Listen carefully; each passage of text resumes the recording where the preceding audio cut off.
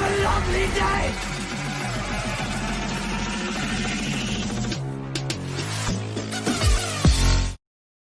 Welcome to Flat Earth Debate Uncut and After Show.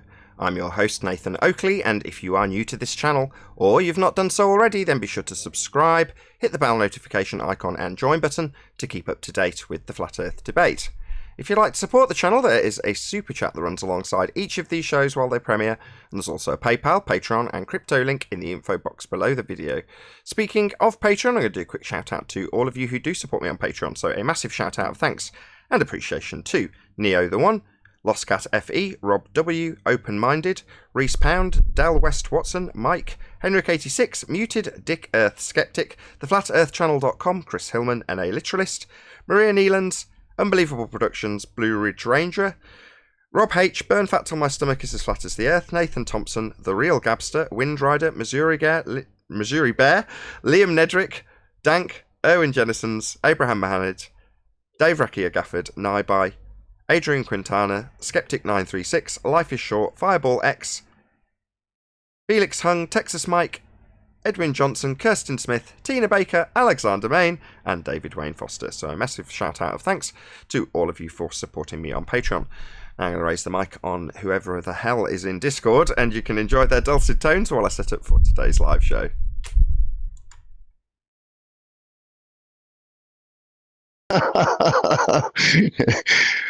Unscrupulous. Morning, Nathan. Good morning. Nathan. Morning. Morning, Nathan. Hello. See ya.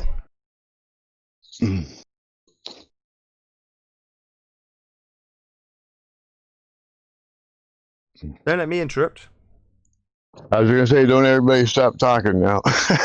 Well, yeah, we were talking about something you're not really interested in. That's why. Yeah. Oh, yeah. That's right. Yeah, I don't think you'll care about some sort of a text chat disarmament agreement. At the after shows. What happened? Oh, when we had a PhD come in yesterday. First, Sin talked to him, and then QE talked to him. The guy didn't do very good. That's so. Nice guy though. Pretty nice guy. Well, that's all that matters. Yeah, exactly. Good morning. Good morning. Did you have technical challenges yesterday? No, I went to a theme park with my family.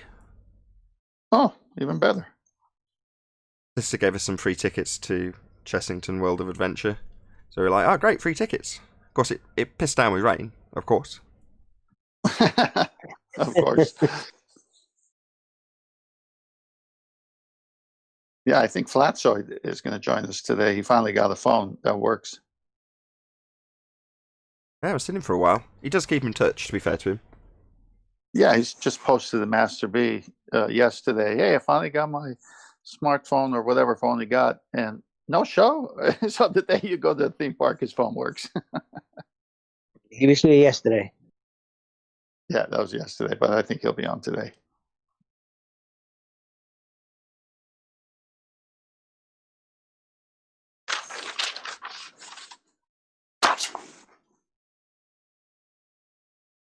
So I need to, you there, Nathan?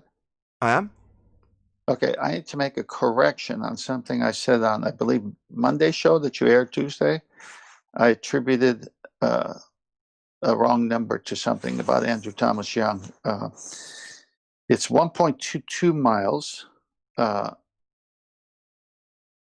1.32 miles when they do the refraction one. And I said 3.42 or something. So I got that confused with the distance at a 1 foot observer height with or without refraction, still well in front of the first oil platform, which is 6 miles out. So the actual numbers he gives is 1.22 and then 1.32. I did pick up on it on the time when you said it, but it didn't matter because it was. I know. We're so familiar with the numbers show that back, we're detailing about the Black Swan that when there's a a number used for the distance to horizon at 1 point whatever feet above the ground or above the ocean, and you quote that for the distance that you'd calculate by 1.22. Who cares? Well, it's just the way I am. If I catch me saying something wrong or a mistake, I have to I have to confess it, so I have to say it, just to make it clear. That way it can't be said that I didn't correct it. Fair enough. It is corrected. Thank you.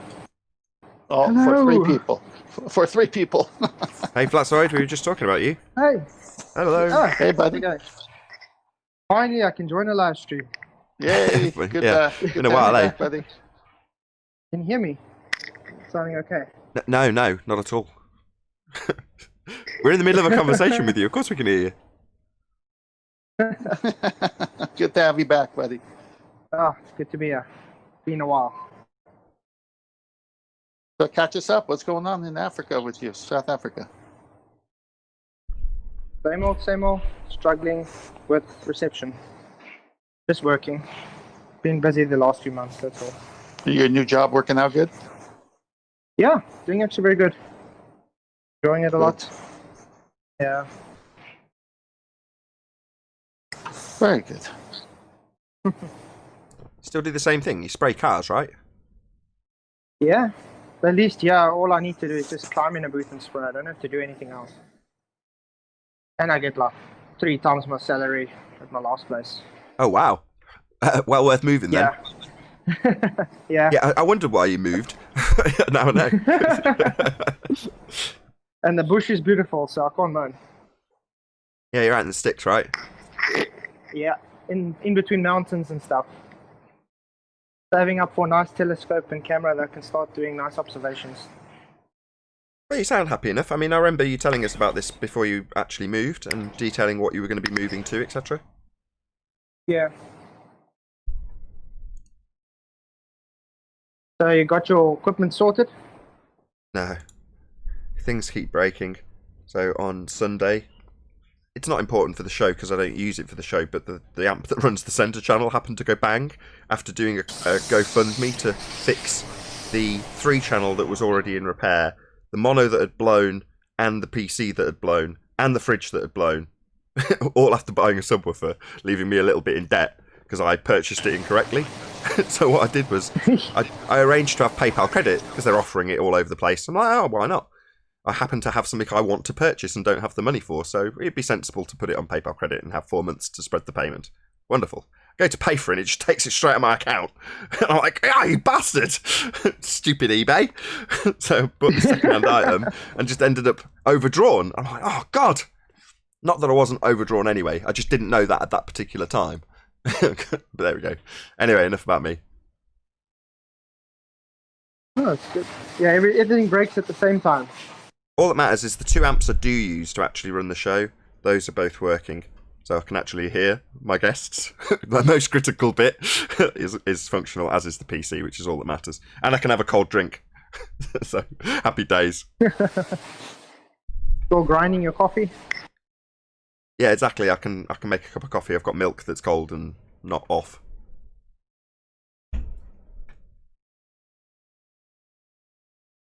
Yeah, 10. I was listening to that show you on Emma's the other day with Sean. Oh, Just that guy's a clown, eh? no, that's an old show. That was a long time ago.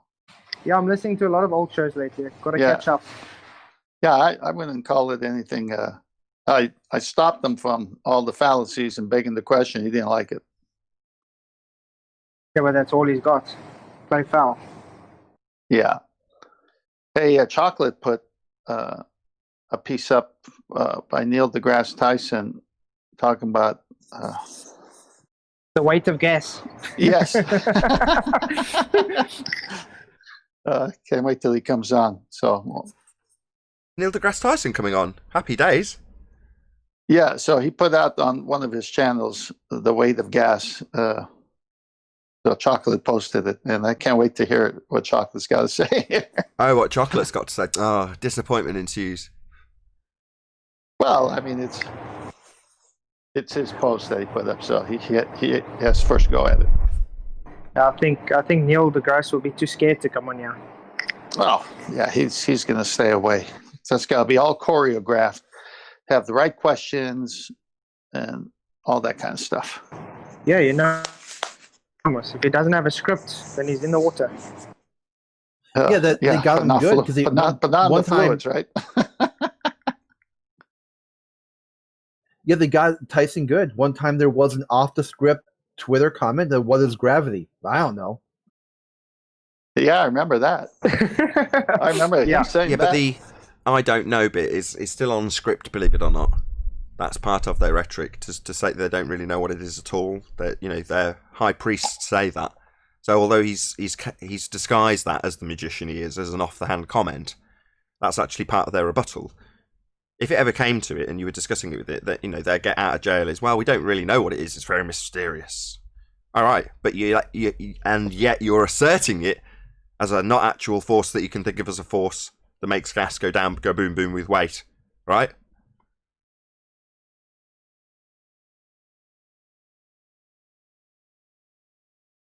Where'd he go?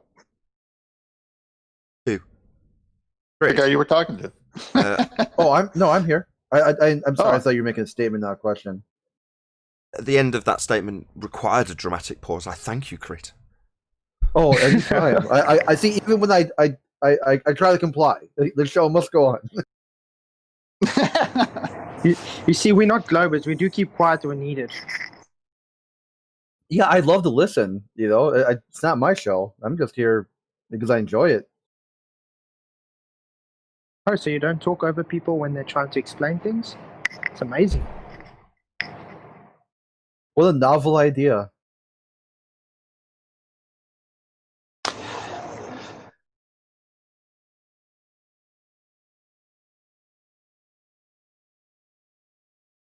One thing I have to say is beautiful, yeah, is the stars at night.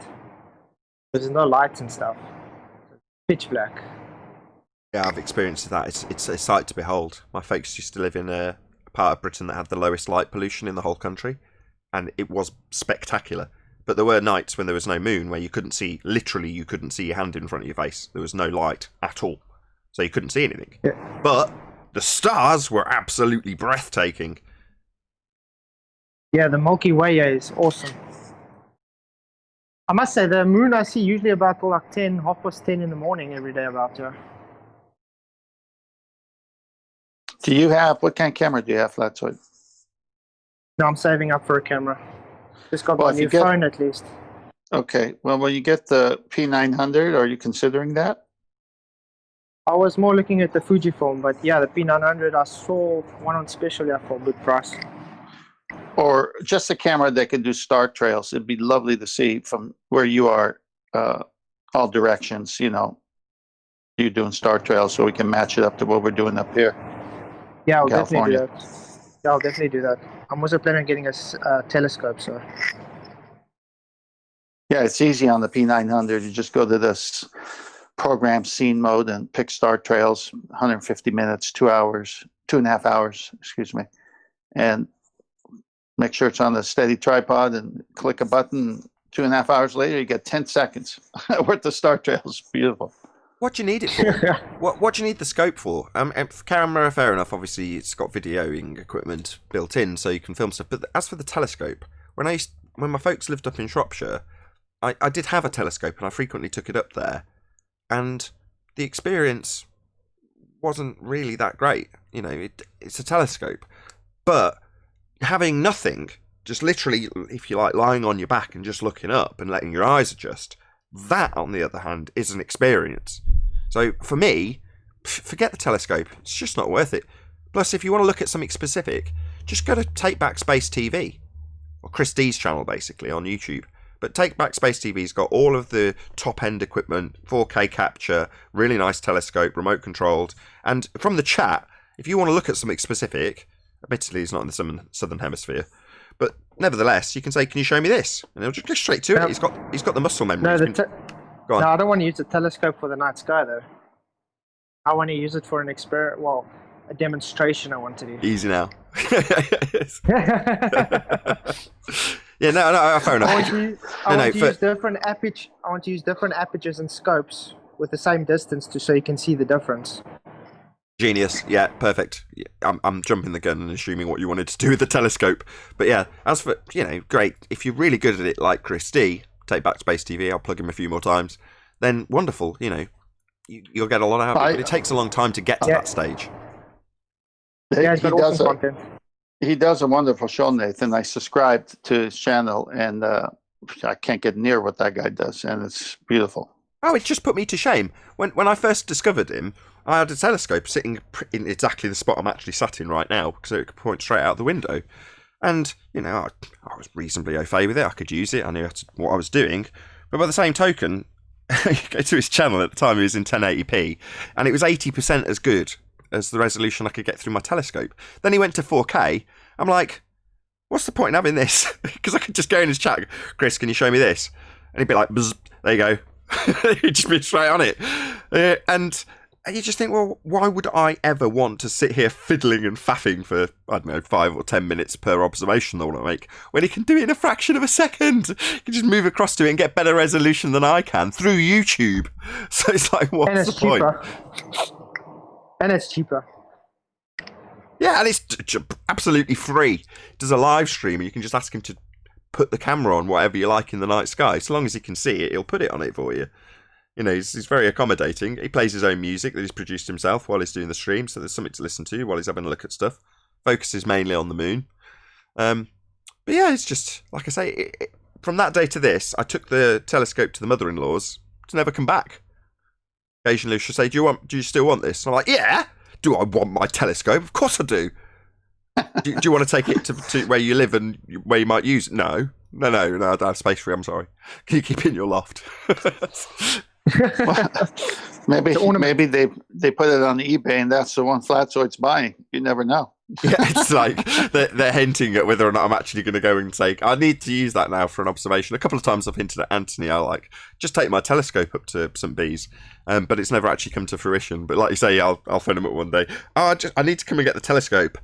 Oh, I don't know where that is. It's gone somewhere. I'm pretty sure they won't sell it. The in-laws sell it.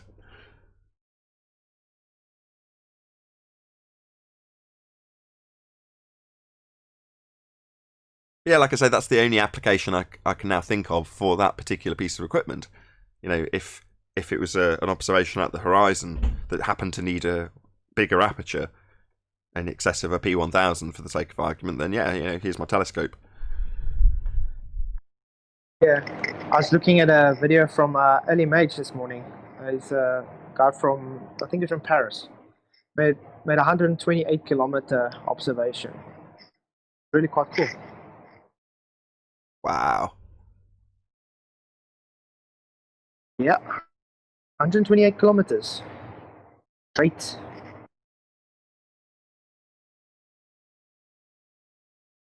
$80 miles, basically. Yeah. I mean, what would you see on that on a globe? I hate that question. I hate it. Now let's beg the question and say what we should or shouldn't see. Based on maths that's inside profile, with you seeing your own head, and a physical geometric sphere edge horizon blocking the view of stuff in the distance. What should we see based on those begging the question fallacies? I don't know, you tell me, Fatsoid. I blame Sesame Street. Damn Muppets. You blame who? I heard Muppets. Yeah, Sesame Street. Yeah. Hello, who's that? It's Brian. Hey, Brian. Hey, how are things? Very, very well. Is my headphones come through okay? Clear as crystal. That's grand. I just have a new pair, that's all. Very nice. How are things? How's everything with everyone? Yeah, wonderful. Good. Went and rode the merry-go-round and the sailing ships yesterday. And it was torrential thunder and rain while we were doing so. Did you experience merry-go-round based Coriolis? Yeah, absolutely. Filmed it too. Nice. Excellent. Sat with my little baby on my lap. experiencing things that are stationary, taking a not actual deflected path. Hey, Adam. It's good to see you. Good afternoon, guys. Good morning, Adam. Are you back from Right, holiday, thanks or a are lot, you bro. on holiday currently? Are you calling us from somewhere nice? Yeah, calling you from Italy, mate. Just sat with my moves out again, enjoying the sun. Is Italy... Needed your guys' help a little bit. Oh yeah, you've been arrested again. I've been doing a bit of twatter whilst sat in the sun. Yeah, I've just been on the Twitter and just trying to get some guys to formulate balls in a shed. So after hours of badgering them, I've posted in Ballbusters what they've done. So I don't know if when John turns up, he could get the pink letters out and formulate it for him on the show. It'd be handy for me to then post in Twitter as a link, because Twitter's impossible to respond in a coherent way in 200 characters. Do you know what I mean? So if you could have a look at that, it'll give you a giggle if nothing else. Yeah, okay. I happen to know what... you want me to post this, what you've put in Skype, yeah? You want me to put it on screen? Yeah, if you could stick it on screen, and when John comes, if he could get the pink letters out and just try and formulate that shambles for him. I just want him to... Can you read it, or is that not possible while you're on the call? I'm only on my phone, so I can't multitask. Proper man. Okay, well, I'll leave it waiting in the wings. I'm about to start live in about 60 seconds. Mm-hmm. Brilliant. How are you anyway, Nate? Your PC fixed and everything. Now are you back to normal? 60% there with things being fixed, but enough to have the show running without any issues whatsoever. So, you know, the fact that my wife can't watch movies and things like that, it's not really of anyone's concern. But other than those sorts of things that are still unrepaired, yeah, everything I need for the show is fixed, which is great. Nathan, a happy wife, a happy life. Have I watched what? A happy wife, a happy life, remember? Give her a movies. I can't quite hear what you're saying. Say that once more. He said, a happy life, a happy wife. Give her the movies. I'll chase the repair guy immediately. Very good comeback. Let's just get a GoFundMe going. I did. I already have. That's already happened.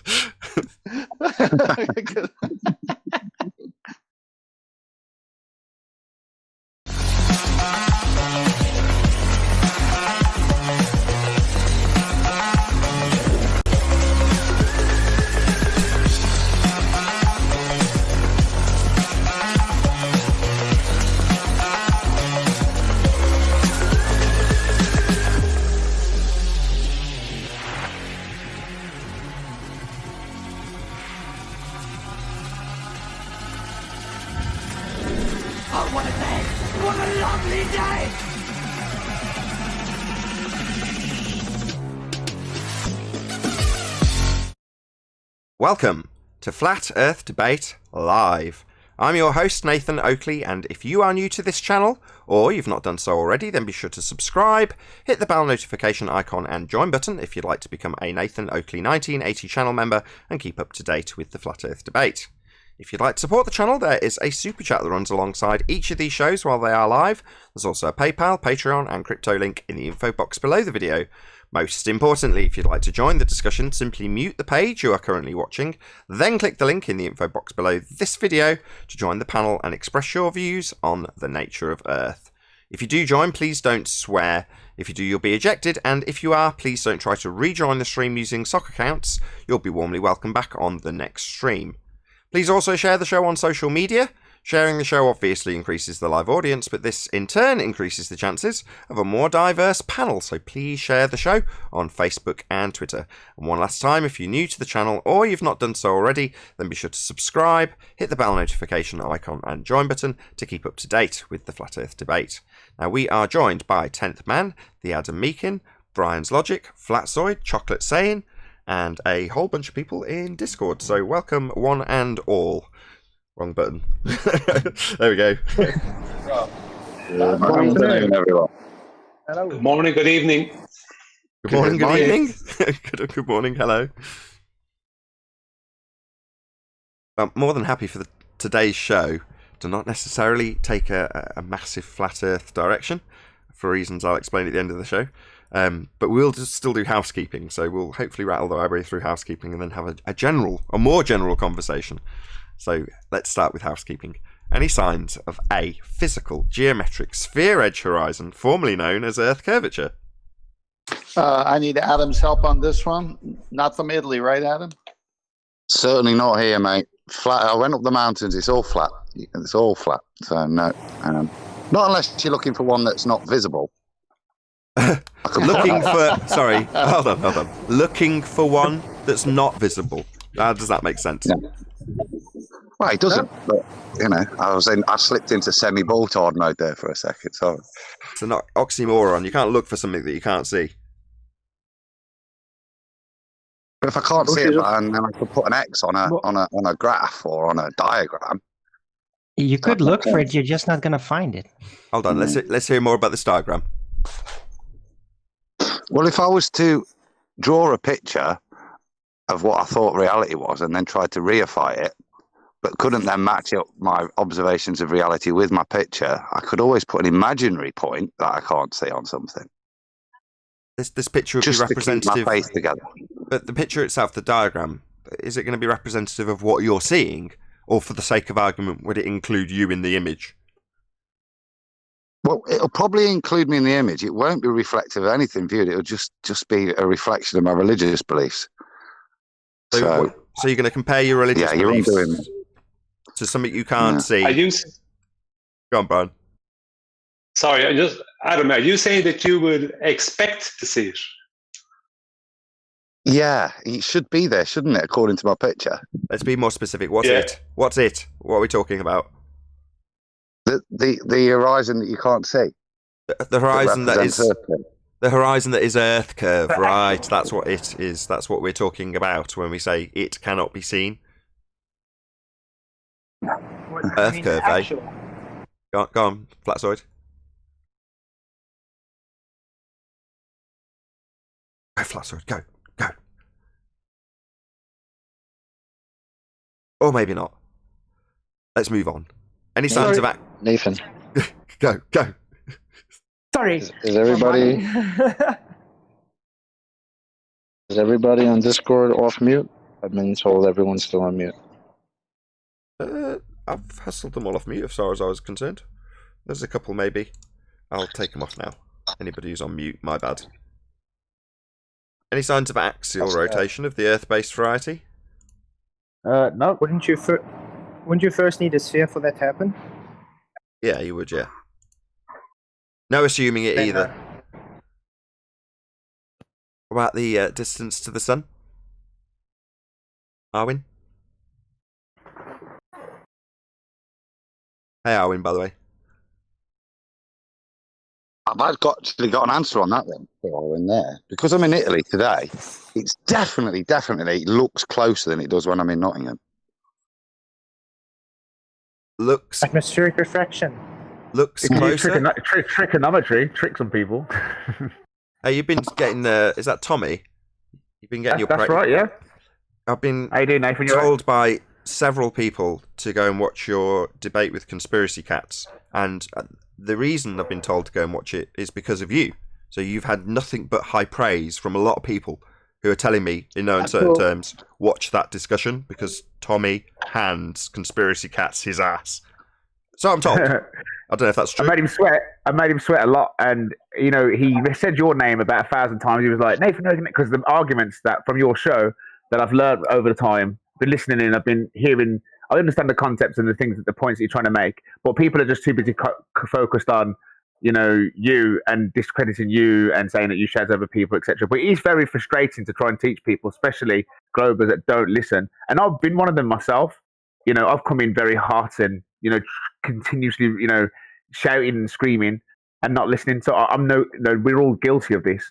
But yeah, I took the contents of what your argument and I brought it to Conspiracy Cats, and it shook him up really bad. He was sweating, he was jumping all over the place, he was using all debate tactics. He was too busy trying to discredit me. He was going on at me about, how does this work in a dome? When the question really is, I've come on the show to learn how these make sense on a globe, and he said that he would absolutely demonstrate it, and he didn't demonstrate it, Nathan. He couldn't demonstrate how you have gas pressure without a container, and he couldn't. He asserted that gravity was a force, and that was his proof. That was his basic his example. He said, "I can't explain it. I will explain it." And the explanation was, "You don't believe gravity. Well, gravity requires a belief. It requires one." So he doesn't realize how badly I beat him. But I didn't rub it in his face or nothing like that, and I did, kept it civil. But your arguments, they hold water, and they are, they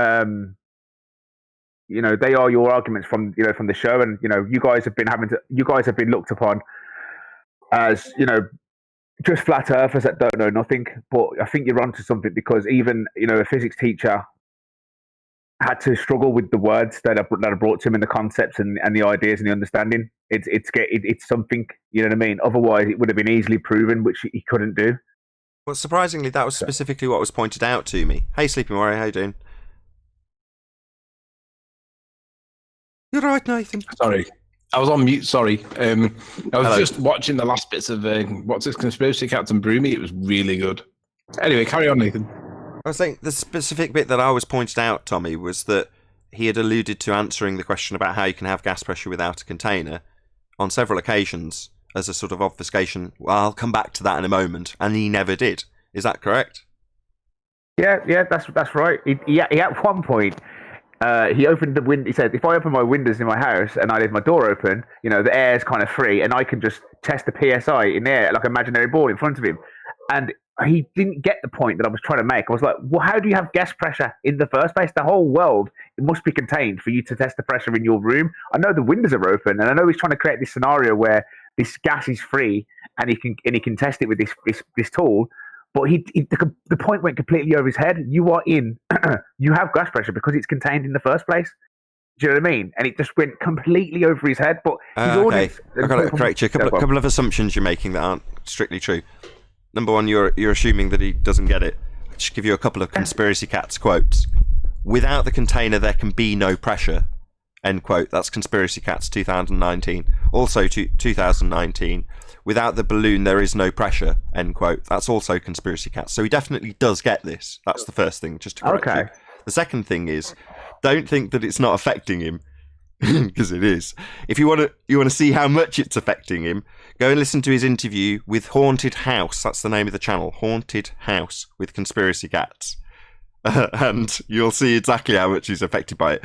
Now, admittedly, you have to read between the lines to a certain extent, because he's projecting out how it must be in terms of cognition if you were to accept that you had been lied to. So he's kind of talking in the third person, but it doesn't take much reading between the lines to appreciate that that's his feelings and thoughts. So, yeah, go check it out. Nathan, can I just play two small clips? Can I just play two small 10-second clips, Nathan, about what Conspiracy Cat said? Yes, go ahead. Just bear with me one sec while this comes through. Right, because I know Yeah, keep chatting. This is him basically saying that we're going to come back to the gravity point and the gas pressure point in a minute, and if I don't, you can call me a liar. So this is him saying it. He's diving into, but then not coming through. We are going to get not coming through. Hello, it's not coming through. Only you can hear it. Why is it not coming through? Let me just see which one it's coming through. Very soft. If I get to it, you can take the clip. No, I don't know why that's not coming through. It should be. Oh, I'll read to you what he says. He says, and I think we're going to get to you, and I promise you before we leave this show, and if I don't get to it, you can take the clip and you can put me out as a liar all over the internet. I will answer the question about gas pressure without a container. I can guarantee it, but let's not skip over some stuff from, the things that you mentioned before. So he's promising that he will address it, right? He never goes back to it. And this is how he gets out of the gas pressure. This is how he tactically gets out of addressing the gas pressure point. He says, and I quote, "I could climb up to the top of Mount Everest and I could get a different pressure, and there isn't one. And I can't see the container. And the simple reason is everything that you are saying boils down to the fact that you must not believe in gravity. That's what it boils down to. You must not believe in gravity." Now, when he's promised he'll go back to it, and if he doesn't go back to it, he can call me a liar all over the internet, and then doesn't go back to it, and then says that, and then gets out of it by claiming that he doesn't believe in gravity. He's actually admitting, aside from the fact that he's not going back to it, he's admitting that gravity is a belief. He's admitting it, literally telling you that it's a belief, Right, sorry, carry on, Jen. He's contradicting himself, though, Tony, isn't he? Because he's... Sorry, Chocks. No, go ahead, man. I was just because he's contradicting in even if you allow him gravity does not affect gas behavior. So it's a fundamental mismatch of his own science. He's still having to bastardize his own accepted science in terms of gas behavior to believe. Yeah, I just wanted to point out that the tactical escape route that he took, rather than addressing where you get the gas pressure from in the first place, he basically pinned on, and at no point did he say gravity, right? There was no mention of gravity from Tommy, but he said that you basically don't believe in gravity. Now, that's a red herring argument. He didn't bring it up. It's a strawman argument. He didn't bring it up. It's a distraction tactic away from addressing how you have the gas pressure in the first place, which was the main point Tommy was asking. And he said, if I don't come back to it, you can write all over the internet that I'm a liar. Well, conspiracy cats, you are a liar because you didn't address it. You never went back to it. You weaseled out of it by redefining or re-explaining a point about gravity that was not brought up and that you spoon-fed him because you couldn't address it, which is the reason why you can't come on this show and you can't face the likes of Nathan Oakley and Quantum Eraser, because you're stuck. You can't answer that question. But that's why it's pinned on you. I'm done. Did you hear the other tactic that he used? Right? But I had Boltzmann. Wasn't what? Yes, Nathan. He brought up Boltzmann's equation, and Tommy handled it perfectly. What did you say? I told him it was a calculation. Calculation isn't causation, and then he just kind of like, he went, "What do you mean it's not cause?" I goes, "Well, you're calculating something, but that's not exactly, saying that's causing the atmospheric pressure. That's just a calculation. That's like me just guessing a few things and putting it together, like an estimation. By definition, I thought it's that not was really a great response from you, Tommy. That I heard a bit, mate. In your words, I thought you were pretty hench there. The way you dealt with that was class, mate. Get hench, get that. Anybody remember the other tactic that he was using when at some point he tried to say, "Oh, so now we agree that the correct question to ask is not why we have gas pressure without a container. Why do we have pressurized gas?" Yeah, right? I still haven't worked out what the difference is. Anybody know the difference? There isn't a difference. Yep. There is no difference. Pressurized gas at pressure, it's the same thing. That's what I thought. Yeah, I said both of them are going to need containing, though. That's not still avoiding the question. You just rephrase it to make it sound like that's all right. I can rephrase the question. I can rephrase the question. Show me pressurized gas without a container. That's what I was thinking when he said that. I'm like, pressurized gas. I guess it sounds like liquid water or something. Like it was such a tactic because then he was trying to say, "Oh, so now we agree." Like literally putting that in Tommy's mouth. Those words. That, "Oh, now we agree that the correct question is how do we have pressurized gas without a container as opposed to how do we have gas pressure?" Yeah, well, how do we? Like, bro. So what, by reiterating the question and paraphrasing it slightly back to the person who's actually phrased it to him, he thinks that's a rebuttal. So essentially, just change a couple of words and repeat the question back to your opponent. Yeah? Yeah. Well, so, okay, how do we have pressurized gas without a container then? Yeah, well, maybe you could answer it, given that that's the basis of your religion.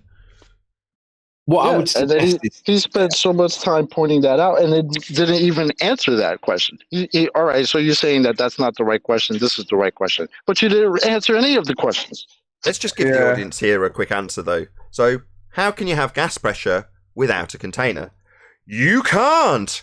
It stands in violation of the second law of thermodynamics. Without the container, there can be no pressure. End quote, conspiracy cats.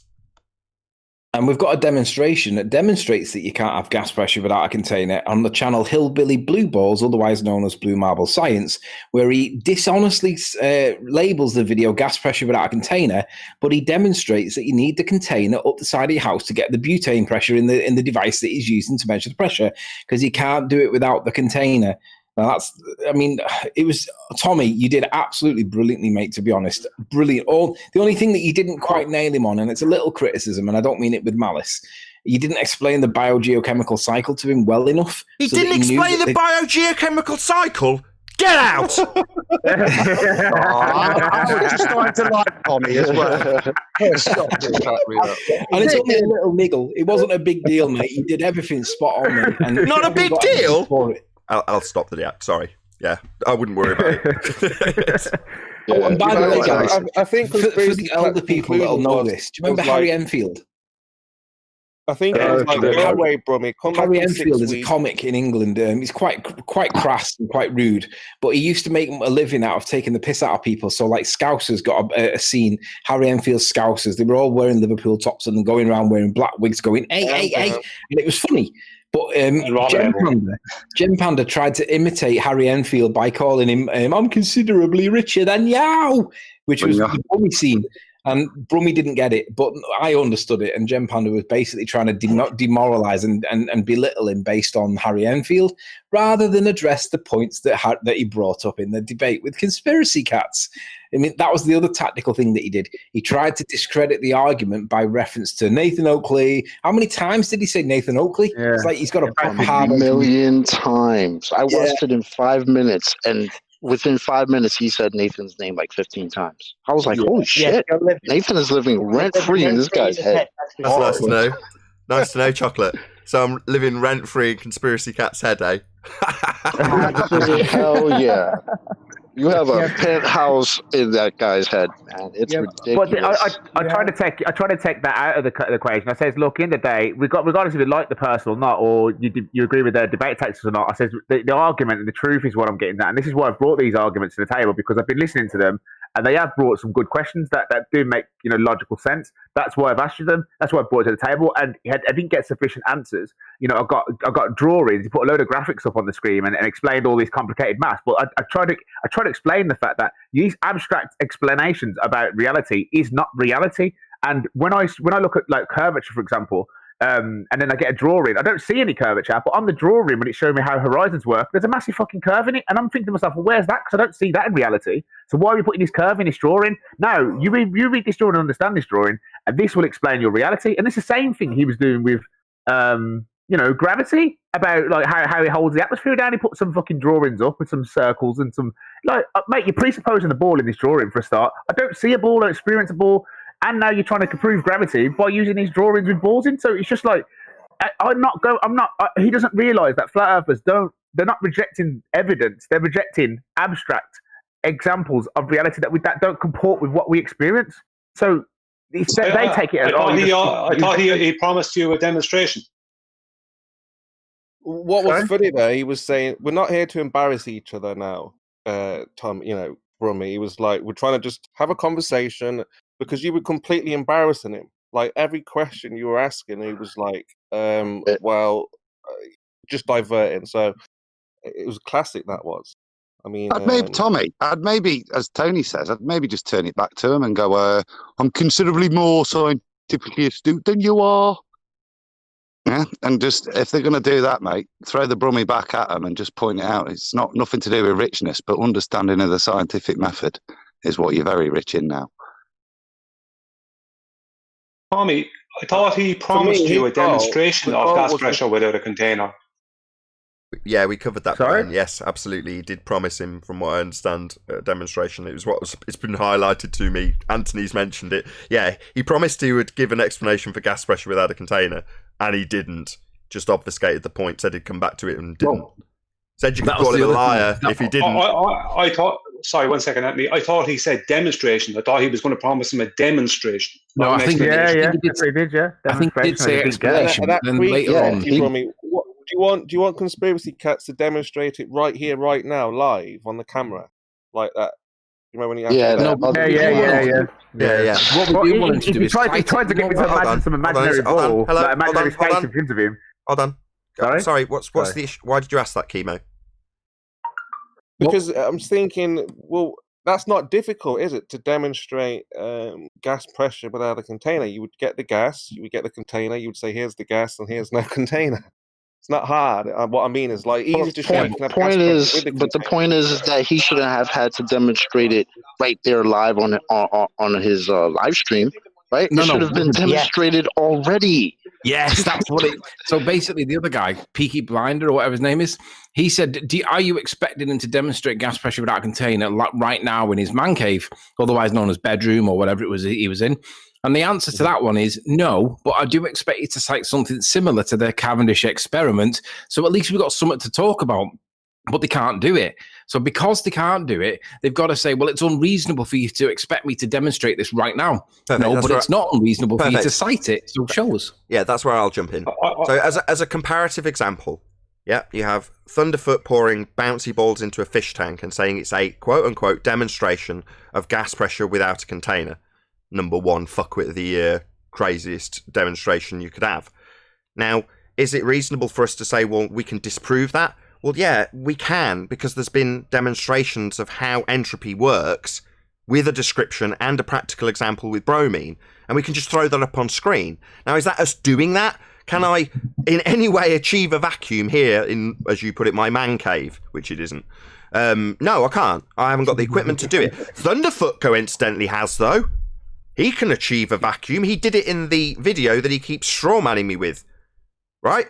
Well, I can show a practical demonstration of gas pressure requiring containment and filling a vacuum as we lay down the debunk for the globe Earth claim that we've got a sky vacuum. That can be shown at a pinch, right, Chocolate? You've done it on multiple occasions. So no, we're not asking him to do it in his man cave. But if you could achieve gas pressure without a container beyond a fundamentalist religious assertion that the sky is a vacuum, you'd just show it. You'd have loads of demonstrations. They'd be all over the place. Yeah, that's my point. I have to disagree there. No, I do expect him to show it in his man cave and everywhere else. I expect it to be something that I can do at home in the room I'm in now. That's what I expect. Because if it's happening all the time to all the gas, chemo, if it's happening at all the time to all the gas in all the atmosphere, then it should be able to do, and it's that simple, and it's just happening, then it should be able to show it. I'm able to show a vacuum with a straw in a glass. So no, I can't speak for everyone else. That's what I expect, and that's what I have to show. Fair enough. To some standard, by the same example, you could achieve a vacuum without too much difficulty or expense. It's not exactly a massive task. So what you're saying, Brian, is, well, no. If you're going to make these claims publicly on this platform, YouTube, then, yeah, you've got to back your bullshit. Do it in your man cave. Go and create a vacuum or gas pressure without a container, which is what you're being asked for. Yeah. Exactly, then. I can show gas pressure with a container. Exactly. In a man cave. Yeah, they shouldn't say it unless they can demonstrate it, Nathan. That's the point. So, well, they said and that's what pissed me off the most, because he's giving that idiot, I don't know what his name is, but he's giving Tommy this attitude like, oh, you expect him to just prove it and demonstrate it right here, right now in his man cave. And it's like, bro, isn't that your argument? Yeah, isn't that what you guys think is reality? Why hasn't it been demonstrated already? If it's reality, you should be able to demonstrate it without a problem. Exactly. And not even if you can't demonstrate it in your man cave, at least when they cite the Cavendish experiment, right? If you've never heard of it, you can describe it. If you've seen it working, or you can bring it up on screen and show a demonstration of it supposed to be working, there's at least an experiment that they can cite, wrongly, of course, that gravity seems to attract mass. So we want the equivalent, and there isn't anything. The only thing that you can demonstrate is that you need a container to get the gas pressure. See, but that's a beautiful tactic that he used. Show us where you've seen this, so we can see what you've seen, and then we can obviously repeat if possible, or I pointed out that we could demonstrate, great gradients in containers, and I'd give a good explanation of why we have a gradient in a container. You push so far on how does this work in a flat Earth model, and just to take him away from defending what's purported about the globe. Now, look, I'm becoming a flat earther because I've got so much wrong with the globe. Now you ain't giving me the answers, and I can see why people are going to the flat Earth, because you're literally saying that you can't demonstrate it or prove it anyway, and I must believe that this force that has been best described by Einstein, that it's just an effect, is now a force that's stopping these particles expanding into the atmosphere. So I mean into space. So I'm getting confused, because the stuff that you're telling me is inconsistent with the people that have come up with these theories of gravity. So I'm kind of losing You know, this is why I'm losing faith in it, because it does take a belief to believe in this gravity. And now with this relative density argument, you know, we are invoking gravity. We are invoking other external forces to the things that we see. There may just be a uniform rate that things drop at, but that don't mean there's a force, and yet it's a gravity in this, you know, that's causing that and that's stopping these. Did he actually bring up gravity at any point? He said it was a force. Of course he did. It was a force. Don't be absurd. Of course he did. Hmm? Of course he did. That was his main rebuttal. Just on a slightly different topic, over the last few months, Tommy, we've asserted, albeit speculatively, that the reason some of our opponents refuse to concede is because, should they concede, they would receive the most horrendous ridicule from their own side. If they conceded, for example, you can't have gas pressure without a container, even though it stands totally in line with natural law. Nevertheless, is that actually the case, given that you are in a very unique position to actually detail this to a public that would be interested? We're going to get the last bit, meaning like he could have basically explained it there and then, and that would have been the end of it, but he couldn't. No, so, my question is, have you received, as I speculate, horrendous ridicule for making concessions? Yes, Zen Panda server, you know, it's been that bad. I left the server. I joined back last night, and yet again, it's just screaming and shouting, and you're dumb. You don't know what you're talking about. You was always a flat earther anyway. You know, you never knew the globe anyway, and it's like, what the hell? Like when I was arguing for the globe. When I was arguing for the globe, I never got any of that. No one was. I made a few corrections here and there. Yeah, a few people did jump in and go, "No, that's not quite right for me," and corrected me slightly. That was cool. That's what, you know. None of us are all flawed. We all got flaws. None of us are perfect. And sometimes people, like now, they literally misunderstand everything I say. You know, twist everything I'm trying to mean. It's obvious what I'm saying and what I mean, but they don't want to get it now. All of a sudden, they don't want to understand. They just want to ridicule and mischaracterize and misrepresent what I'm saying. It's not even a conversation. Welcome to our world. It's a weird situation. That's all they got at the end of the day is to ridicule. That's great. That is all they've got. But it's a weird welcome in that respect, Tommy. Because obviously, I don't want to say it in a vindictive way. Well, welcome to our world, because obviously you fought for the ball here. But by the same token, I want to illustrate to the public that is really all they've got. You've heard, I think it was Sleeping Warrior and Flats, or both just say it. But that really is all they've got. So the high level of disdain and cognitive dissonance isn't what you'll actually experience from them. They're not umming and ahhing and chewing their thumbs off to answer your questions. They're just calling you an idiot. Now that's really all they've got when you come to the point that you've got these questions that leave anybody who's rational going, these answers aren't stacking up. And when you point that out, you get told you're an idiot. Yeah. Well, that's why our opponents here, and I'm only going to say this because you've backed it up now, that is the reason. If you were to ever concede that the points of contention simply don't make sense in your fundamentalist religious worldview, that you're on a sphere in a vacuum, you're going to get ridiculed. That's really all you've got to keep you in this faith of heliocentrism. It's pretty pathetic, and it's pretty tenuous. Yeah, it's social rejection as well, and it's also social, like peer pressure. You know what I mean? Because as soon as I started questioning things, you could feel the peer pressure rising. Then you can feel the attacks coming. Oh, he's just faking it. Oh, he's doing it for attention. Oh, he's doing it because of he's having a midlife crisis. Oh, he's doing it because of this and that. Every single reason they pulled out the bag, like everything was now available for a possibility. Midlife crisis. How old are you? These arguments don't make sense to me. That's the only thing that needed to be addressed. How old are you? You said midlife crisis. Why would that be a claim? He's not old enough to realise the Harry Enfield gag. You're not happy to loads of money. What it is as well, over in the other server with where Brummy goes, is because Brummy's showing this excitement, because it's just like finding something out for the first time. It's like, oh, do you know about this and do you know about that? And they're all like, oh gosh, calm down. You know, don't bring this like this. The last thing they want is a new excited flat earther who's just going to start going through all the arguments, and that's probably why that's why they're attacking. I guess so. But some people are nasty, and some people there's been a few people that have been quite tolerable and all right, and they may not agree, but they're just not nasty, and that's what I've been getting a lot of. Like people just like I've become like their whole enemy for the last however long they've been in this debate. It's like I've become the worst enemy, and it's like this is ridiculous. Like guys, I laugh and joke with the last 3 years. Stabbed them in the back now. But you are you've become a traitor to them because you've decided to accept the world as it presents itself to you. Because that was my favorite part that you told conspiracy shits, right? That we are just people that accept the world as to what it presents itself to us as. That is all. We don't have to look to graphs and diagrams and all this nonsense to try to explain the world when we experience it the same way. We don't have to do that. He's become a heretic, mate. So you've got to understand their response. He's now a heretic. You see what? You see, this happens if you leave a cult, then you're gonna obviously be the bad guy.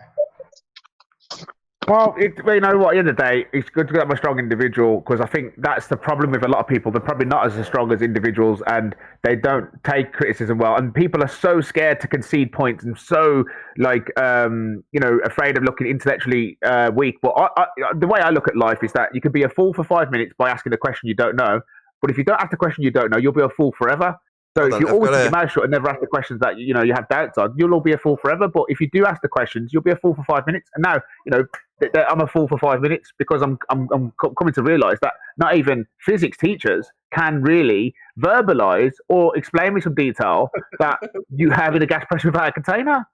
This is music to my ears, because I feel exactly the same way. It's slightly embarrassing to have not recognised these things, or not asked the right questions, or not done the right research, and that's on me, right? So you're saying, well, it's you that's the fool for 5 minutes, but Flatsoid and I are obviously on exactly the same wavelength, because he just took the conversation where I was hoping to go when I was asking you about the ridicule you received. So now do you, or is this a shock, recognise that what you're actually departing from is a cult, the Globe cult? Yeah. I remember when I used to come in and argue with you and Arwin and Quantum, and I used to scream, shout, do all the same, the spiraling that I see now. I see a lot of spiraling from Globers, and I was one of them, because I just expect you to understand my bullshit. I expect you to understand my bullshit. So when you wasn't accepting it, I would just get more frustrated, and I'd think, just say it this way, if I say it this way, he might get it, and I'm not listening to you. And you're saying to me, I remember watching back the videos, and you're saying, just calm down a minute, just listen to the questions, just answer the questions. But it feels like, when you're in that position, it just feels like you're trying to take control of me, and you're trying to, embarrass me and everything. So you're emotionally attached to what you're trying to teach, and you're just jumping around. But it's not about you as an individual. This is about what's true and what's not true. So your opinions on what you think is true is irrelevant. And once you realise that, the quantum arrays and also helped me a lot with that, because when I went to go through his questioning, it seems very restrictive. It seems very unreasonable. But that's how it's got to be, really, because people will bring their bullshit into a debate where it has no place in a debate. It has no place. This is about what's true and what's not true, not what you believe, or it's about what you can prove and what you can't prove, not what you think. You know what I mean? So you guys are doing a great job, and I just wanted to thank you for continuing to do your efforts. And it's 3 years ago is when I first came in, and I've done a lot of growing as a person since then. And that's why I've been able to come to everything. If you guys never carried on your journey and done what you've done, these arguments may not have got to the level that they're at now. They may not, and I think they're viable, very viable, and they need to be training on improving. Tommy, can I just blow a bit of smack out? You said that there, and so I think I speak for a few of the other panel members to watch your journey.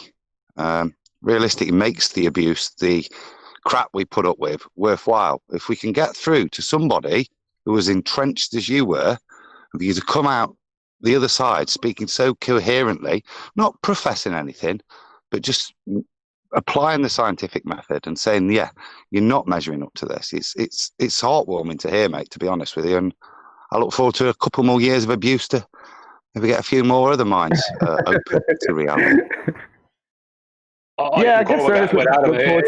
It's a ray of hope. Yeah. Well, the worst words I ever heard was "Welcome to Flat Earth" when I was talking to Mary Mom and a few of us from there, because they were explaining certain things that were going. If I show you a contradiction of the globe with the curvature and the geometric horizon, would you accept it? And I absolutely would.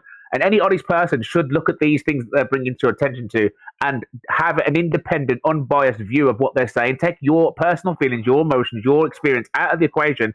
Take it for what it is, and make your assessment on that. Now, science is supposed to welcome critique. So when we critique it, why are we getting called idiots? It's supposed to encourage that. So when I actually critique what's supposed to be taught, I'm getting called all names.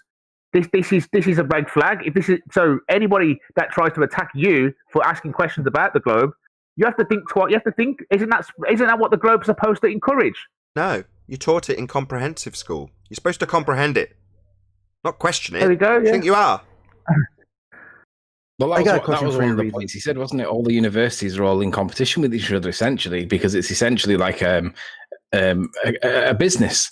Yeah, I'll try mentioning that to Eric Dollard and his research on the sun, and then let us know how that went down with regards to what he discovered and how that was received by the scientific community. The guy was essentially kicked out and vomited out like he was some kind of dog dirt. Yeah, welcome to science. I still didn't get. Maybe it's too early to ask you, Tommy, but one of the things that to me is it raises a wry smile is the recognition of the cult that the majority of the Western world are in. Maybe, like I say, it's too early to get that sort of that. Maybe it hasn't sunk in yet for you what you've just departed from, because you sort of talked about your internal expression of not internalizing it, but nevertheless, to me, that's the most interesting part of this whole thing, and that's why it gives me joy. I know Adam's. I'm not going to say speak for yourself, because it is true nobody likes ridicule. But at the same token, I love what I do every day, and yeah, an element to that is ridicule. Not because I'm a masochist, but because it gives me an opportunity to communicate the information with a challenge in place. Right? Well, that's wonderful. I love that. That's what I do. Right? But by the same token, it's fascinating to look back, from the other side of the fence and go, oh my God. 99% of the Western world are in a mass cult, and they'll defend it with venom, and it's just amazing to me. Like I say, maybe that'll sink in at a later stage. Yeah, maybe. It is literally the battle against an uphill battle for you guys, and you guys are continue to make them changes and continue to search for the truth. And, Stop. No. Speak to Spurs if you're going to talk in those tones. I'm not here to convert anybody. When you left, did I chase you and chase you and tell you that you needed to be a flat earther? No, I didn't. You came in, we had our discussion, you left unconverted. I didn't then go, right, that Tommy guy, I need to follow up on that. I don't give a crap. Leave. Believe whatever the hell you like, right? And I'm not interested in converting people. Now, Spurs is here, so he can speak for himself. He's a flat earth evangelist. I am not. And there's many other people on the panel that I think will agree with me more than Spurs. Sorry, Spurs. Throw you under the bus. You're here, though. Not me. I don't Tommy. care either. You believe it or you don't. Yeah, I mean, I'm happy for everyone to believe what they want to believe, and I think that I just still feel that people should not just reject what someone's saying just because they're a quote unquote flat earther, or have views that contradict what is apparently accepted by the consensus. I think that everything should be. Science is for us all. It's not just for people in white coats. Tommy, can I ask a question? Go ahead, Brian. Sorry, Anthony. 1 second. Just a very quick question. Tommy, do you feel freer? Do you feel like there's a weight off your shoulders now that you're not trying to believe in something that you can't prove? Do I feel freer? Liberated. I definitely feel like I've the only change I slightly do feel is like my whole life I've been seeing things like the sun and the moon. And I've just accepted that the sun was 93 million miles away without question. Now I feel like I've been just ignoring my actual senses, and I feel like I'm more in touch with reality. I'm more in touch with that. I have to just trust what I see and believe in what I can experience. Don't just discard them, because I've been told basically or conditioned to think that my senses are no good. You know what I mean? Not to really believe in my senses, and that's kind of mind-numbing if you think about it. Okay, just do a quick shout out to Unitox Femi, who says, Bruni collecting money for a Nikon. Smash the help. Thank you very much for the super chat. Tommy, you said you were 80-20. What? Yeah. Talk about that 20%. That 20%. Yeah, it's the 20% is obviously it's a lot of indoctrination, and for me to just go one to the other completely, that would be unnatural. For me, I'm an open book. I'm honest. I have certain things that claw me and keep their claws. Them claws were deep into me, So it's going to take them time for the scars to heal, and it's going to take time for me to fully let go of what I've held on dearly so tight. And what's always been. It's like having a bad relationship with a girl. You may have split up on bad terms, and you may have found out she was lying to you and all that, but there's still feelings there. There's still stuff that will take time to process. And obviously, I'm aware that I'm still quite ignorant, and there's still stuff I need to learn on both sides of the argument. And that will come in time. There's no rush. Man, those are music to my ears. So far you've said it's me that's fooled and I'm ignorant. Man, you couldn't be saying better things. Just shout out to Helvetica Bold, more of a typeface than a screen name. Brilliant. Thank you very much for the super chat, though. Really do appreciate the support, Helvetica Bold. The problem isn't when it's a relationship and it's more love. It's sort of chemical based, if you will. I'm probably going to get crap for that. Anyway, it's different to hardwiring about your paradigm, about the world you live in. So there's certain phraseologies that you'll find you just slip into, certain terminologies about things that you'll describe, common vernacular, that is globe based. And you'll just do it without even considering it. So and you'll notice it too. That's something from experience that takes a fair while to shed, because suddenly you start noticing subliminal messaging everywhere in the form of globe programming, pictures of spheres, the ideas of space being perpetuated through outlets and the general public who are completely unaware that they're perpetrating any sort of deception. They're completely ignorant of it. But they're still using that vernacular that you're also currently wired with, and it does take a long time to unwire those whatever you call them in a brain term, synaptic connections. They take a long time to destroy. So to give you an analogy, if you're constantly bombarded with the idea of space, the sky vacuum, and planets, physical bodies, that idea is cemented in your brain like a bridge. I've used this analogy a couple of times. So if you've got a first idea of something happening or doing something, in cognitive terms, it's like throwing a rope across a ravine and very tentatively climbing across that rope as it's hanging by a grappling hook.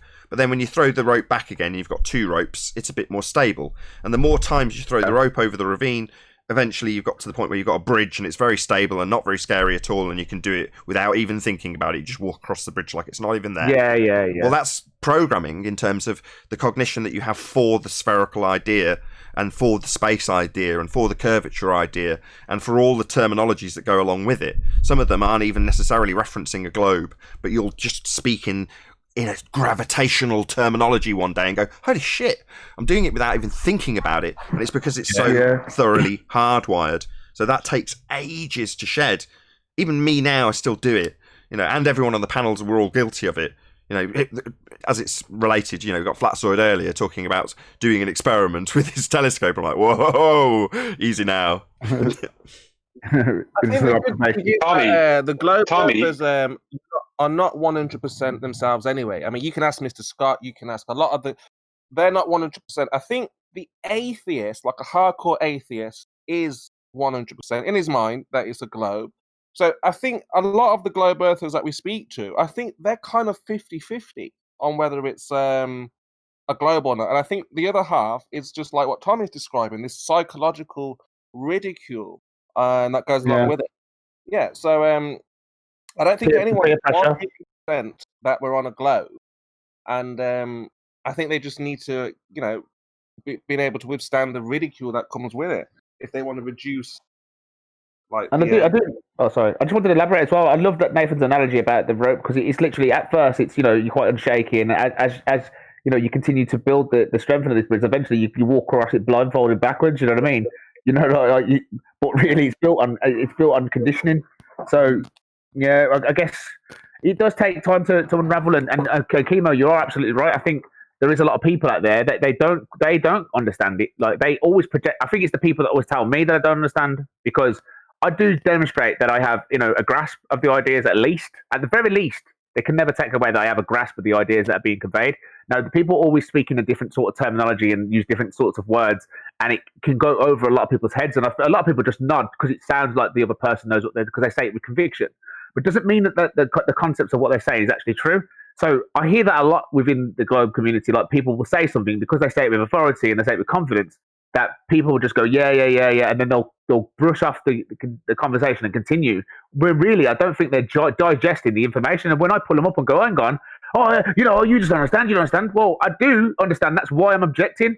You know what I mean? But the people in the room may not fully understand, but they'll just back the person that said it with conviction, and then just focus on and just attack me for saying I don't understand, when really they're projecting that they don't understand. Do you get what I mean? But they don't want to stand up for themselves because they don't want to ridicule. A perfect example of that, Tommy, is the fact that your debate with Conspiracy Cats, you can recognize that he never answered your question, right? A year ago, had you had this same type of debate, you would say, yeah, he answered the question like 5 times, right? But this time, now that you're listening with different ears, now you can realize that he didn't answer the question. He actually used tactics to get away from it numerous times.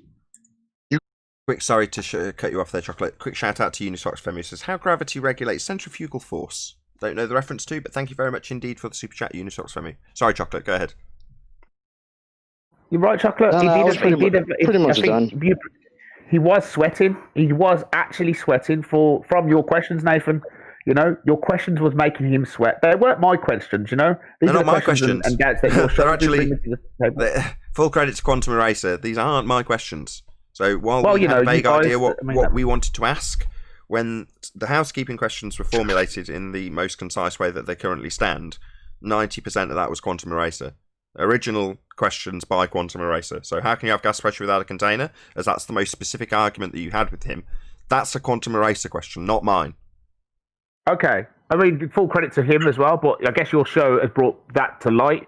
And you guys, Sleeping Warrior, when you guys have been doing this for years now, and if you guys weren't here, continuing this search for truth, then them questions would never have got to my ears, and I would have never have been able to ask them, to conspiracy accounts. That's absolutely something I will take credit for. So the fact that, Adam Meakin, Sleeping Warrior, Flatsoid, Chocolate Saiyan, Brian, Arwin, 10th Man, all of the panel members are here beating this drum daily. That is the reason why it's got through to people like yourself. And the other thing I was going to mention was Nielsen ratings. If anybody's familiar with Nielsen ratings, it's where you get a TV box and it counts you as about 10,000 people. In other words, you are representative of a certain number of people in terms of your viewing habits. That's how Nielsen ratings work. Well, that, if you translate it over to you, you are directly representative of a certain other number of other people who are identical to you in terms of how you have processed this information, Tommy. So the fact that you've come forward, as you have, means there is a number of other people just like you who are going through the exact same thing in the exact same way as a direct result of this show. So, the props that you've just given to all the panel is well deserved by the panel for beating the drum over and over again. I can't take credit. I can't do this on my own daily. There's not enough words, But as a discussion, it's beating the same drum. People are like, oh, it's repetitive. Oh, it's the same show again. It's like, well, yeah. We're not going to get any responses from the heliocentric model in terms of how you can have gas pressure without a container. Without the container, there can be no pressure. End quote, Conspiracy Cats, 2019. So these are worthy points, considering that 99% of the world is under the misapprehension through brainwashing and programming that they're on a sphere in a vacuum. They're not. You can't have gas pressure without a container. The gas would fill the space. Conspiracy Cats knows it. It causes him to lose sleep. Check out Haunted House's interview if you want to hear him say it. Well, he had another tactic, which was to personalize the argument. So if you brought up a particular argument and he goes, oh, that's just a quantum eraser point, he does that to try and poison the well, in the sense that if you can pin it against somebody rather than address the point in hand, then he takes that as a win, because he doesn't want it to be something he has to answer. He wants the audience to think that quantum eraser is A, B, or C. And that's his get out. He wants to pin it against someone. That's not how to win a debate. That's why he lost. Yeah, it's just character assassination, but it was indirect character assassination. He's assassinating the characters of the people who you've gotten those questions from, or you've learned those questions from, Tommy. That's all it is. Character assassination. Yeah, and they follow logical sense, you know what I mean? Pressurized systems or pressure will always escape to low pressure. Hot will always go to cold. He wants to even get me on quoting the second law of dynamics. There's a big massive meaning in that. Sorry, you're talking at the same time. There is a big massive meaning in that. I could read out the definition, but the crux of the actual the bottom line is that's what we're talking about. Why is this pressurized system that we're in not escaping to the available vacuum? Let's just talk on a level like normal. But he just wants to go, oh, you haven't got a vast experience. You don't know what you're talking about. That's why you don't know. But you do know. So just tell me. And you start talking about fucking all sorts of shit, but you're not really explaining nothing. And I'm demonstrating that I can understand concepts. If you're a good teacher and you know that this is true, then just demonstrate it, or at least give us something tangible to chew on, rather than gravity is a force. Because It's just not sitting well. What I got for your reasons is I know that a lot of people. He's got a position. He's got a position to hold. Hold on. So he has to try hold on, and just one sound sec. clever. Hold on, Platzoid. Go ahead, Chocolate. I know you've been trying to get a word in. No, I mean, Tommy actually said it at the end. I was going to say he, at the same time that he's discrediting Nathan and Quantum Eraser, he's insulting you by saying, well, just because, you've heard these questions and you're bringing them here and you don't have a full understanding of them because, you're not as smart as us, pretty much, and insulting you at the same time. And I'm like, wow, bro, but you're still not answering the question. That's the whole problem. You're not getting it, man. It looks like showing me satellites and pictures of fucking graphical pictures of and then you could see it on his face every time you brought it back to that point. He would scramble again. You could see it in his face, like it was like, oh, he's bringing it back again and again. But he only got me on the show, right? He only got me on the show, I think, right? Because he must have heard me in Gem Panda server talking about gas pressure, and I didn't really know anything at that point. It was about, and I said to him, when I got invited to the show, I said, look, I'll come on next week. So I spent a week to just do a bit of research and just get into it. You know what I mean? So I've got something to bring to the table. But what I brought to the table was more than he thought I'd be able to deliver. So it really was like, oh shit, like this is, and he scrambled all over the place because he underestimated me, I think. You know what I mean? They wanted to get me on there to humiliate me as some transitional glober that didn't really understand, anything, which I do. I'm not a stupid person. It was basically a show like, this is what's going to happen to you if you're a staunch glober and you're going to try to start asking questions to us. Right? You're going to start going the flat earth direction. This is what's going to happen to you. That's what that show seemed like to me. They're always the way to not go to God. Hold on one sec. Adam. Hold on, Adam. Can you pop yourself on mute? Yeah, sorry, I'm out. Yeah, sorry, guys.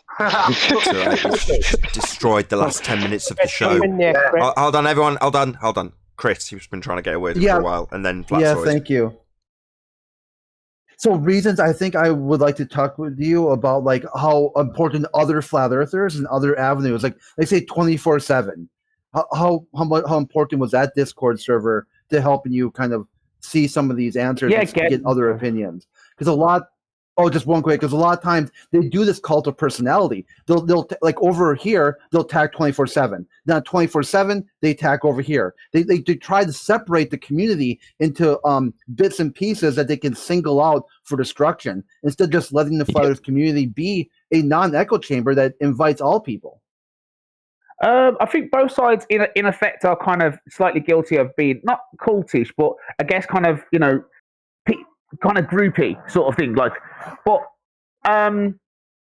it's difficult because this happens naturally. I think when you've got opposing views and people, are trying to communicate their opposing views, you're going to get conflict, because you're going to have two resisting. If you're having two things that resist and you try to bring them together, they'll just repel. And when you repel, obviously they'll separate. And when they separate, they're in their own sorts of domains. But and obviously when you try to bring like another one into that domain, then there's more force to push that out. It kind of makes sense. And I'm trying to use fucking magnetism to explain this, but it makes sense. Like that's what would happen. But I think with the difference with the flat Earth and the 24/7 is that I came in there all guns blazing, screaming and shouting, not listening. And I think the difference is with the flat Earth side, they are restrictive. They will mute you quicker. They will send you into cognitive. They won't tolerate screaming and shouting. They just want to get to the bottom of the argument. They want to bring it down a level, listen to each other, exchange information, and we'll get to the truth. But when you believe in the globe, it literally is just you're right because you're a glober, and these guys don't know what they're on about. I'm coming to teach them. There's an arrogance there. You think you're doing the right thing because you're trying to show them that how could they be demonstrably wrong? How could they get all this wrong? How could all the people in the world get this wrong? Hopefully I can just say something and help them realize it. So you feel like you're coming in with a righteousness also. So when you go into that, when you start spiraling and you start saying all them things, you start screaming and shouting, you think you're being muted because or censored because you're telling the truth, when really it's not. It's because you're not really having a conversation. You know what I mean? But you think that you are, but you're not. Do you get what I mean? So that's probably the best way I can explain it. Did you have a question, Flatsoid? Hey, QE, by the way. Good to have you. We just won't let them chant. No, sorry, I already said what I needed to. Okay, no worries. I do have one point to make out. Go ahead, One of the Stephen, things that Kat said was that when he was describing the biogeochemical cycle being the reason why we have the gradient, he said, "There's," and I quote, "there's no scientific evidence that any of that's true," but he teaches that to kids. So there is scientific evidence that the biogeochemical cycle is the reason why the gradient's there, and he's just said that just to make his audience think that there's no truth in it. But if anybody just types in Google biogeochemical cycle and then click images, everything then becomes apparent of what's actually going on. And it's a collection of cycles that's grouped together with a collective name. It's not just one. But the guy openly lied to everybody. He knows this. He teaches children this stuff. He knows that the biogeochemical cycle is absolutely the reason why there's a gradient. He's just lying to people. I was shocked when he said that. John's going to have a coronary when he hears that. Who's he? Be specific. Hold on.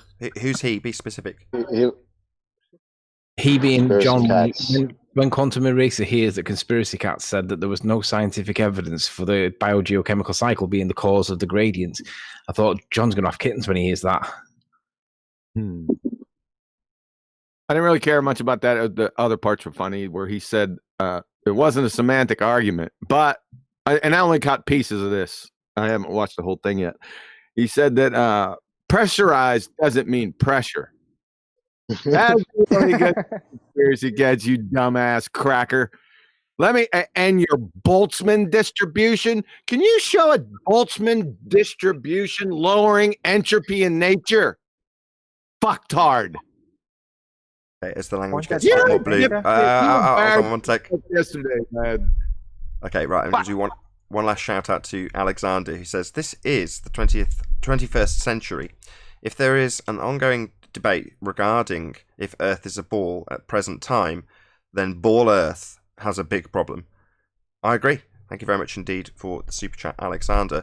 And with that, I'll say if you are watching this on either Nathan Oakley 1980 or Nathan Oakley premiering streams, then stay tuned as there will be an after show to follow. Unfortunately, if you are watching this live on Nathan Oakley 1980, this is where we bid you farewell. A huge, massive, enormous thank you to all of you who smashed the super chat, liked, commented, shared, subscribed, and all that good stuff. Of course, a massive thank you to today's Discord and G+ for making today's live show possible. Once again, stay tuned if you're watching on either Nathan Oakley 1980 or Nathan Oakley premiering stream. I've been Nathan Oakley, and I'll see you all in the next video.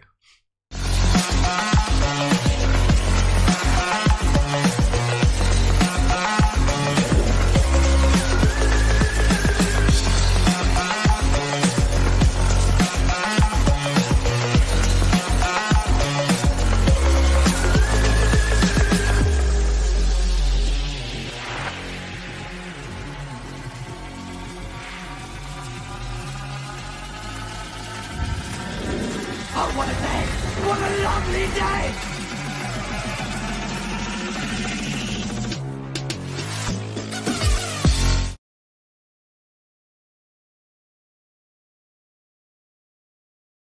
And if sometimes when I try to tell people stuff and they just don't listen to me, then I think to myself, well, why should I listen to you? And I feel like she did do that, and we exercised both opinions. She said, would you take it in as globe denial proof? And I took it in, and it does seem a contradiction. They just proposed the radius thing, the refraction, or whatever it's looming, and therefore it fixes the problem. I think the cognitive dissonance, I didn't really get to go on that, but that was good because when I got put in cog dis, I was like, why am I here? And it's because it's time to reflect on the way that you're treating people when you go in there and screaming and shouting. She explains things very well. Tommy, you know the way you were talking about that. Sorry, do you know the way you were talking about that 20% thing earlier that Chemo mentioned, how you're 80-20? And Chemo was saying that there's other people out there who are probably like you, who are probably wanting to maybe explore the other side a bit more, but they're a bit scared. I think over 5 years now ago, I became a flat earther.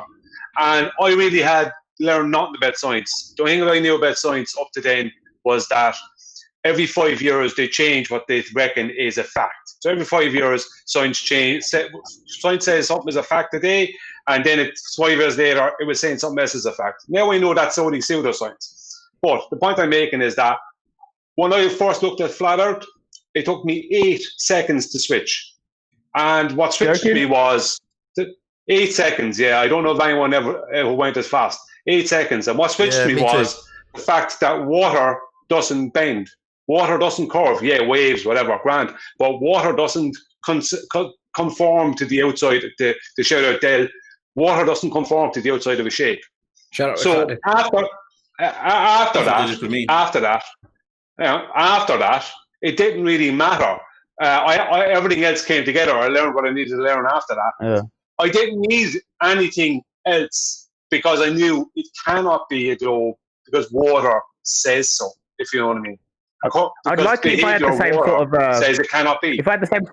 I mean, I have commitment issues anyways, like in relationships or anything. I think in life with commitment, I'm a bit of a commitment phobe. Maybe it's part of my character. Don't get me wrong, I'm not trying to convert you or anything like that. I'm just saying, for me, I started off with just that. I understand. I'm about to go into that now. I'm saying, like, you did say something that was quite... You said you had no scientific sort of background, whereas me, I've been in science books since I was 12. I've been reading, about the planets, and I've been obsessed with space, and I've been obsessed with that stuff my whole life. I've been asking myself the question, what is life? What are we here for? Blah, blah, blah. The usual questions. And for me, I'm quite cemented in that. What would, with being a globe and, everything that we see in the sky means that it's all relative to how we're on Earth, and we're spinning around because we see summer here, and everything. I've been matching this stuff up in my head for years, so it's been quite cemented into me. So I feel like maybe you never had much to let go of. Do you know what I mean? But I also don't think. You heard what you said, right? Good point. You heard what you said, though, right? You were in the books, because that's where this nonsense exists, in the books. In the movies, in the textbooks, and the encyclopedias on the internet. Once you decided to accept how Earth presents itself to you, like your own experience, all of that shit is a wrap, bro. Trust, if you have accepted the way the Earth presents itself to you, you're already a flat earther. There's nothing, there's no equation, there's no graph, there's no diagram that's going to take your life experience away from you. It's a wrap for that. Yeah, but you're right, Tommy. It's just that, I had a lot less to let go of. 1 second. I had a lot less to let go of. But what happened was that I accepted straight away. It was because I accepted water does not conform to the outside of a shape. I accepted that. And then all the other things that I had denied that I had saw on from airplanes and everything else, all the questions I had asked that I pushed down, all those things, I didn't push them down anymore. So once I accepted that this one particular thing is an absolute physical impossibility on a globe, after that, yeah, I had less to let go of, but at the same time, once I accepted that one thing that does not and cannot physically work on a globe and can only be flat, once I accepted that, then everything else was easy. For you, I understand you have more to let go of. Okay. I get that. I mean, I respect the fact that you're able to do that. I kind of envy in a way that you're able to just go see something, boom, there you go, mind's made up. I've in my world that's always been a possibility that the water appearing to be flat, and that's pretty. But like I made that analogy on the show about traveling over 8 hours of water. When I've gone around the world in planes, I've never experienced any fucking curvature, and that's one of the things that's pushed me away a lot because I'm trying. And look, when I think about my senses, I'm just like. But like when I think about my senses also, something that can look level and straight isn't level and straight. So I know that my senses are like not 100% reliable. I can't build a straight wall while using my senses. I need tools. So sometimes I know to trust in my senses, but I also know that there's a flaw within my senses. So it's a battle for me to commit to something when I know it's kind of slightly flawed is a problem for me. But I'm on a more comfortable side, being 80-20, and I guess as I do more research and I do more stuff, I'll prove it to myself categorically one day, and then I'll be like, right, that's fucking. I've seen it with my own eyes now. This is absolutely impossible. But the stuff that they're telling me has let me go away from all the stuff that I actually held to be true and argued passionately that was true. You know what I mean? Tommy, what you're saying is that. It's a great step. It's what flat earthers, when you get it, you need to. And it's called becoming autodidactic. I'll just read you the definition of autodidacticism. Or self-education is education without the guidance of masters or institutions. Yeah. And that's the most important thing. Instead of believing what you're being told, you actually go and you read and you research and you come to your own conclusions from the facts. And that's what I need to do, yeah. Once you're on that journey, they can't batter you anymore. They can't touch you anymore with their stories, their fantasies. Yeah, because I've confirmed it for myself, and that's what I need to do ultimately. I've been trying to devise something that will set me straight, that will, once I go out there and test something or do something that will be conclusive for me. You know what I mean? But I've experienced things like watching the sun set and, the sun in Thailand when I watched the sun cast shadows at the bottom of clouds and stuff. And I thought, I thought that was geometrically impossible, but there could be other reasons for that I need to explore. So there is certain things hooking me back in and holding me slightly in. But, these, I do need something concrete for myself. So for a start, I need to figure out what is it exactly that's going to give me 100% and then go and explore that. What I like doing is doing demonstrations. If you do a demonstration, then it's feasible. If you can't demonstrate the claim, then how do you know it's feasible? Yeah, that's where conspiracy cats fail to realise. When I asked him for a demonstration, I didn't ask him for an explanation and some fucking graphs and some numbers on it. I asked him for a demonstration and I never got one because you can't demonstrate gas pressure without a container. So, if anything, it requires a belief in gravity to make it even feasible. Do you realise and do you accept that because he hasn't got any demonstration or experiment to support his assertions, he needs something, and he's hoping that you're going to accept that alternative that he offered you rather than demand the thing that you asked? Now, if it was the other way around and he was asking you for a definition and you started giving him maths, like he did it with you, he asked you what do you understand pressure is? And then you said basically PSI, and he said, no, that's like saying miles per hour is speed. Well, that is speed, but if he was being very precise with what he wanted from you, and he wasn't letting you go until you give him exactly what he wanted, well, he didn't give you what you asked for, and he was hoping that you would just accept an alternative as an explanation, and obviously you didn't, and it was brilliant to listen to. It was probably one of the highlights of the year for me. A lot of the Globers, people that know what they're looking for, saw what they wanted, saw what they needed to see out of it. And I wanted to answer the question. What started me off was talking to Scott Veach about the sun and the moon looking the same size, because my senses tell me they're the same size. And I said, don't you think it a bit weird that the sun's like just coincidentally 400 times further and bigger? And he was like, oh no, it's not a coincidence. You're going to get some coincidence in life, the way things all work and the nature of the world. And I thought to myself, like, that ain't really honest, is it? Like, come on, that is a bit of a coincidence. So, like, what? Ain't you slightly suspicious about what you've been told about the distance of the sun? No, you can use trigonometry, and I'm thinking, am I talking to the wrong person here? I know, but I'm thinking, I'm actually talking to a person that's actually looking at the world. So that's what started me off, because I started thinking, well, let's look into it. Why do I believe it's 93 million miles away?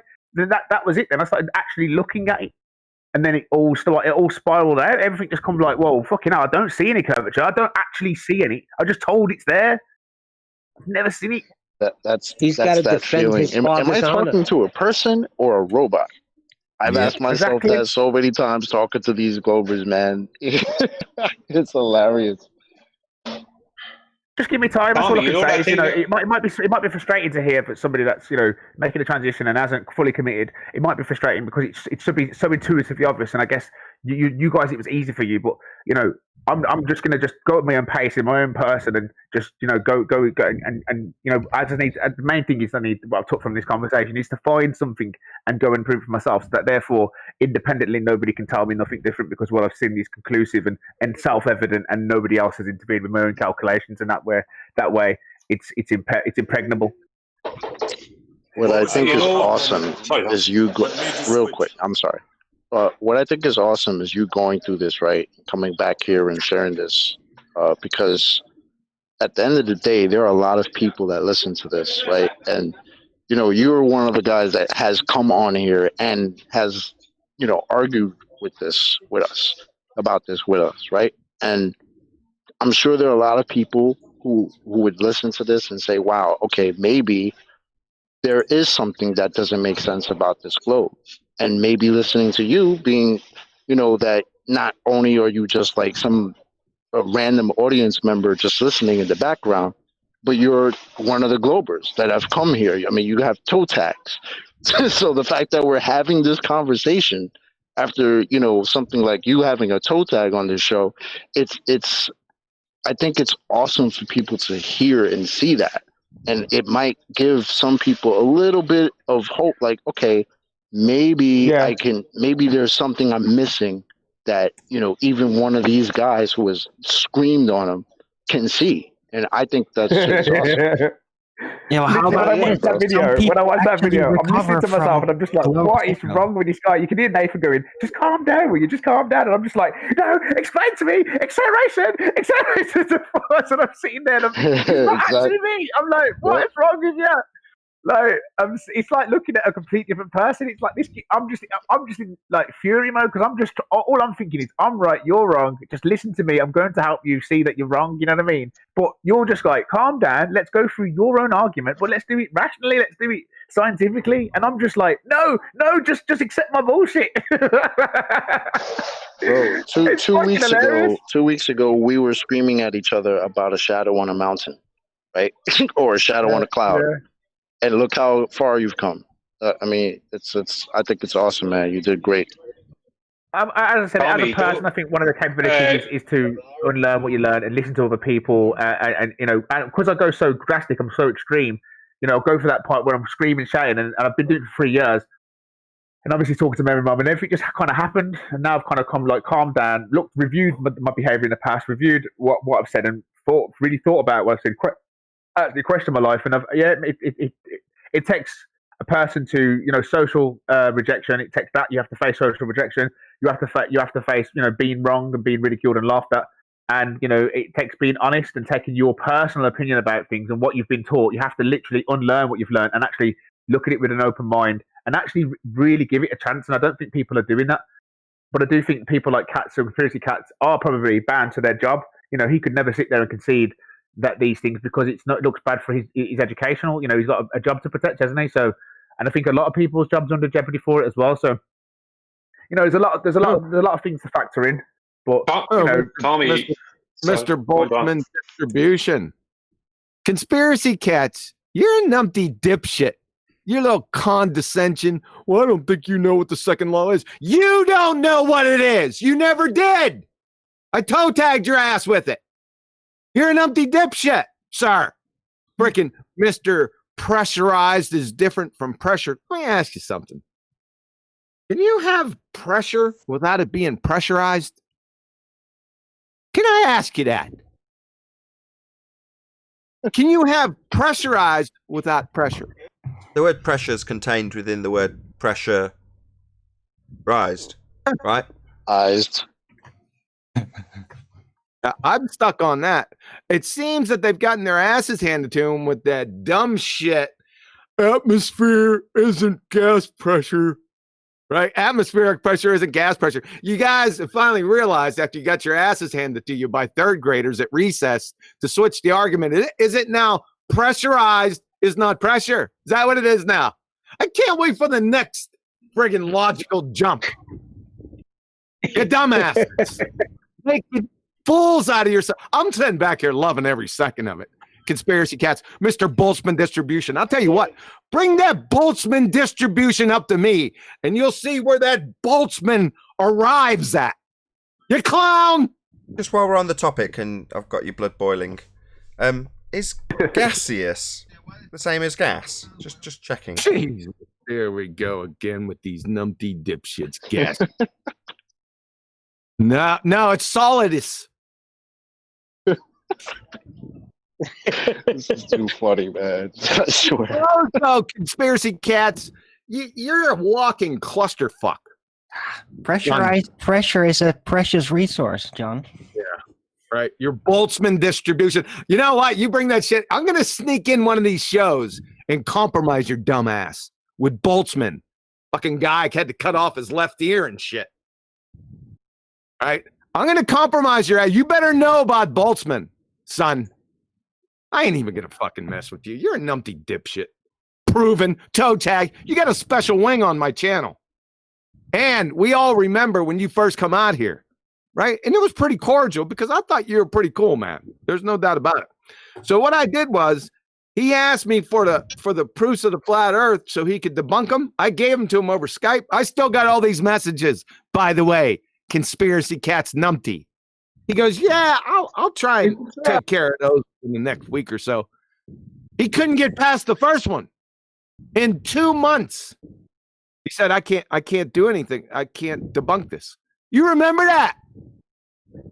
You ain't going to say any of that to your little freaking knuckle-dragging cretin miscreants that follow your dumbass. You're a dumbass. You don't know what science is. You don't know what logic is. You don't even know what a mirage is. You clown show. You better stay in your little echo chambers, son, because if you come out, you're going to get eviscerated. Then I'm going to feed the rest of my wolf pups. Clown! Oh, that's all. John, I'm glad you're here. Good morning, QE. How you doing? Borrow you? Hold on, just 1 second, Adam. Hey, Dave. Good to have you. Hey, good morning. I hear QE's had his breakfast already, so. I didn't have breakfast yet, and it's pissing me off. Yeah, right now. You're a conspiracy cat right now. Okay, everyone. Hold on. John skinned that cat and then made slippers out of him. Adam, go ahead. Adam, go ahead. All right, cheers, Nathan. I'm going to have to shoot in a bit. John, I've been engaging on Twitter a little bit with a few folks, and it's quite hard to respond on Twitter concisely. So I thought I'd try and take this opportunity, and maybe Nathan could nip it out as a little toe tag for Twitter. I've had these baller guys chat. It's quite funny because I've been responding to them, and the first statement was, "Is this Riley?" No, and then it must be Nathan, with a couple of weak ad toms as well. So I pointed out it's neither, and I'm not chocolate saying either, and they've still not looked at my logo that says the Adam Meakin, but it's baller logic for you. But there you go. But what I've managed to do is get a response. I've put it in Ballbusters for them because we've been chatting a little bit, and I've just been trying to work with them, ease them through their pain a bit. And we got to balls in a shed. And I just wondered if you could get the pink letters out, because I did ask them to state a hypothesis, IV and DV, and I've got their responses, and I wondered if you could just formulate it for me. Formulate? Who are you talking to? Is it just some random Twitter person? This is Simon Green, Simon GR 4159486. I'm looking at it right now. Who's Simon Green? I have no idea who he is. He thinks I'm Nathan or Riley or somebody. But I just wonder if you could do that for me, because it'd be much more succinct to just maybe show him what he believes is his proof that Cavendish is a scientific experiment. I say he's provided me with the hypothesis, which I know you've not had breakfast. Yeah, I've seen it. You'll enjoy eating that. Can we measure gravitational constant? That's one hell of a hypothesis. Wait, that's his hypothesis? Yeah, it's worse than that, chocolate, because it's following Adam pointing out about IV-DV relationships. So hypothesis, cam, spelt wrong. We measure gravitational constant. It's a cluster screw. Do you want to keep reading? Oh my God, He was reading it. Yeah. Ballbusters? It's on screen. I'll put it in the chat. All right. So the IV reads, so independent variable, large masses change by placing them on both sides of the torsion bar. Dependent variable is the fact that attraction motion was detected in the two opposite direction once the larger masses were placed on different sides. Grow up. That's the final response to me. As he thinks he's just smashed it and proven that this is a scientific experiment, but I just don't know if the pink letters could come out, John. So how does They keep bringing up Cavendish? Hold on, let's just pick this apart. The dependent variable is the phenomena you observe. It's the thing that you're studying and trying to figure out the cause of, right? So his dependent variable is phrased as a question as opposed to a naturally observed phenomenon. But isn't he already Sorry, I had to get up and coming go. up with a question. Sorry about that. isn't That's he all already good. coming up with a conclusion before he puts the DV in? Right. Right. How does he actually manipulate the independent variable? Number one, hypotheses. Can anybody hear me? Yeah, we hear you, Arwin. You're putting All out right, thanks. But your questions are rhetorical. What do you want? Great rhetorical Well, question. I asked Thank you. the question, so and everybody just glances past it, and so I'm It was thinking that rhetorical. Google's cutting me out again. You know that. Oh, and it wasn't rhetorical. It seemed like All a right. rhetorical. Look, we all love you. Well, then don't ignore me. Thanks. Okay. It's It's rhetorical. very, very, very, very, very simple. Dependent variable is Here force we between go. the masses, and you can control the masses and the distance between them. I do have a question Very, for Adam. Hey, just because very Rumpus has started talking, easy. can you not talk over him? I want to hear him. Go ahead, Rumpus. Very easy. The independent variables of which you decide to, with any experiment, you decide to fix one of your various variables, because flat earthers don't accept that there are usually more than one cause to any effect. So the effect, the dependent variable is the force between the masses. Hold on. The force is the dependent variable. Hold on. And there are Hold on. There are three causes. Hold on. There are three causes, the two masses, and the distance between them. So you've got three causes, of which in an experiment you decide to fix one of them, and you have the other, fix two of them in that experiment, and then you can vary the masses. So you've got one independent variable, two controlled variables, and the dependent variable is the force. Oh, this is Rumpus gravity.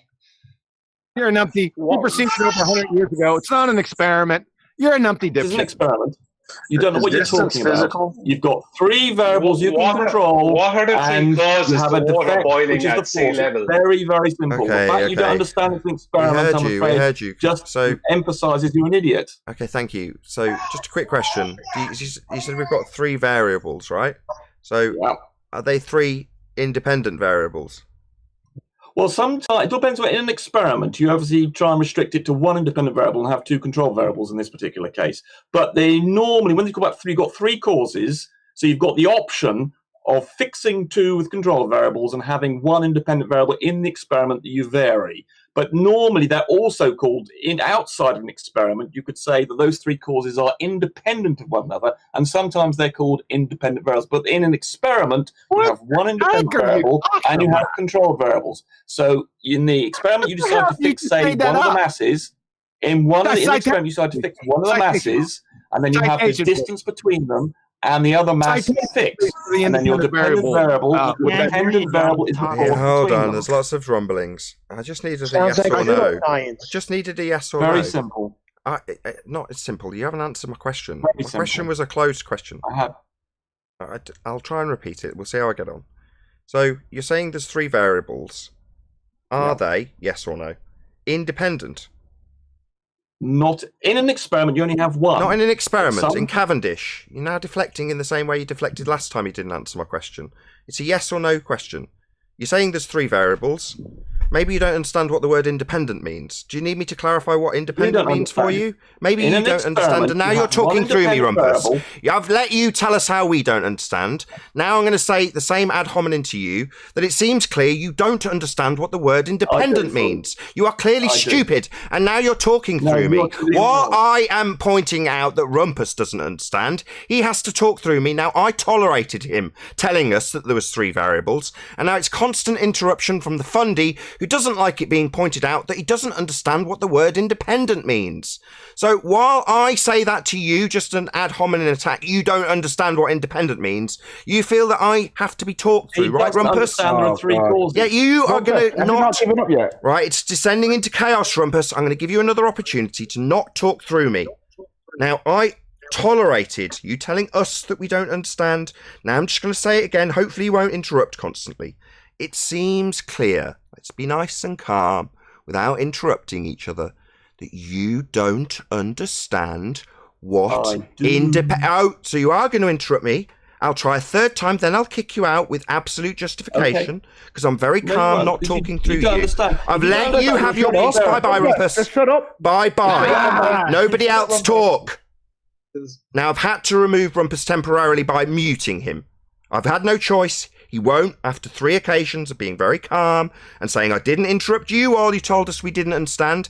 Now you're going to tolerate or put your fingers in your ears. It's entirely up to you. Me, for the 4th time, with him on mute, because he has to be, gagged, because he can't help himself, this fundy religious tard. Now he's gagged. I'll try for the 4th time, hopefully not interrupted by my own side, laughing at how I've had to gag Rumpus. 4 attempts. You don't seem to understand what the word independent means, Rumpus. Now, maybe you'd like to address that, given that you've explained 3 times with obfuscation that these 3 variables are not independent if there's 3 of them. Go ahead, Rumpus. Oh, he stuck his fingers in his ears. For the audience's benefit, the moment I actually was given the opportunity to point out that he didn't understand what independent means, he stuck his fingers in his ears. Now, he talked through me on 3 separate occasions. The Rumpus is a coward. There's no other words for it. He wouldn't tolerate a reasonable discussion. He was allowed to ad hominem and tell us that we didn't understand. And when the same thing came his way, he had to interrupt it. And when he was gagged, he stuck his fingers in his ears because he's only going to play on his terms when the things he clearly doesn't understand, in this case, that would be the word independent. Like lone on its own, like you can't have 3 Lone Rangers. That's nonsense. You can't have 3 independent variables. They're not independent then. Now, either he doesn't understand that makes him a retard, or he understands that by declaring that there's no independence with 3 of anything, that demolishes his claim that Cavendish is a valid scientific experiment. It isn't. But he'll talk through me pointing out that he has a lack of comprehension when it comes to this word independent when describing 3 things. They're definitely not independent if there's 3 of them, but he had to talk through that.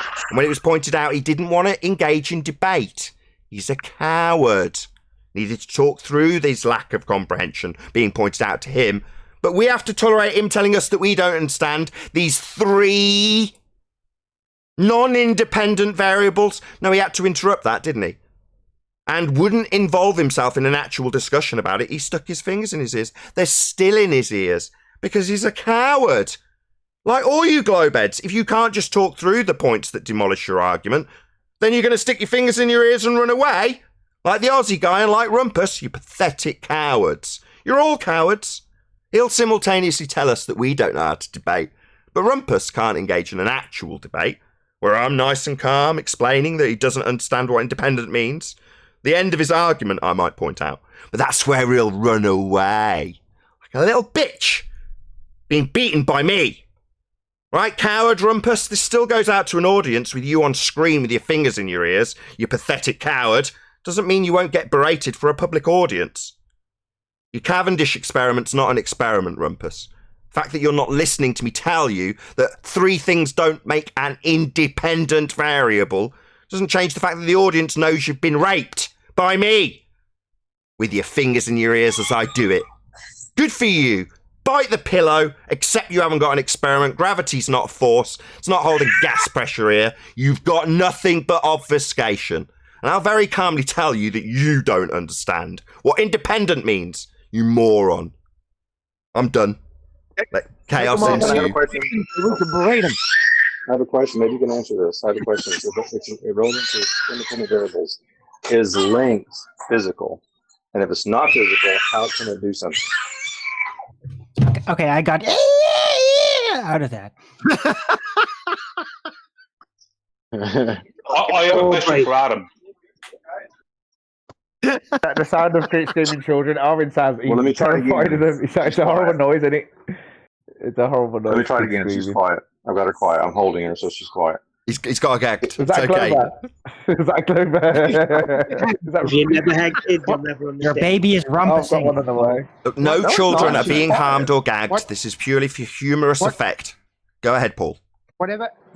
Okay, hold on. It's an important question. One of his independent variables is length, and if he said, the question I have is length physical, and if it's not physical, how can it do something that's not physical? No, it's not physical. It's abstract. It's mathematics. It's just a description. But yes, your point's perfectly valid. His answer wouldn't ever come. He stuck his fingers in his ears a long time ago. Oh, you don't have to be conscious to make an observation. But does he still push the gravity down? Is the point the Rumpus is trying to make here, in that within any levels of causation, if you was to say take a fire, for example, you could look at certain things that would affect the fire. So available oxygen, amount of fuel, and heat. Now, all 3 of those within any one individual experiment could be defined as the independent variable. And in another experiment where you kept 2 of the parameters the same, and varied the heat or varied the oxygen, then that same variable could be classed in a separate experiment if you kept the other two the same as the independent variable. Is that the point he's trying to make? But kind of using that bit of fact to kind of bullshit his way over the simple fact that Cavendish doesn't vary. Do you get my point? Is that what he's trying to get at there when he comes in with that rumpus? That yes, of course, within causation, there are certain things that could be varied, but in an experiment, we have to keep those other variables fixed so that we can have a scientific determination of the one independent variable. We could then go and set another one up and keep. Do you know what I mean? Does that make? Is that what he's getting at? No, he's saying there's three causes. He's just saying there's three causes in the Cavendish non-experiment. Well, that's just retarded then. Just trying to reassert his pseudoscience. Always going back to that.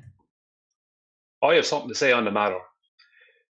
The first thing that anyone on their side has to do, the very first thing they have to do, is actually prove the existence of what they call mass. And I'll give some context to that.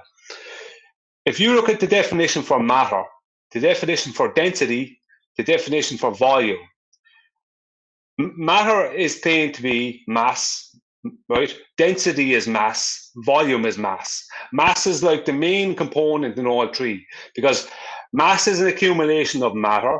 Density is also an accumulation of matter, and you need an accumulation of matter to have a volume, right? But if you look at the definition for weight, the only time you see mass in there will be mass times the g, okay? So all mass is a deflection. It separates all the things that actually do cause weight from a definition of weight. So weight is then left to be defined by this gravity, right? Gravity belief, okay? There is no such thing as mass. You remove mass from the equation, one second, you remove mass from the equation and weight is defined by matter density. They must prove mass and then state the cause of weight. That's what has to happen. There is no Cavendish experiment. That was not an experiment.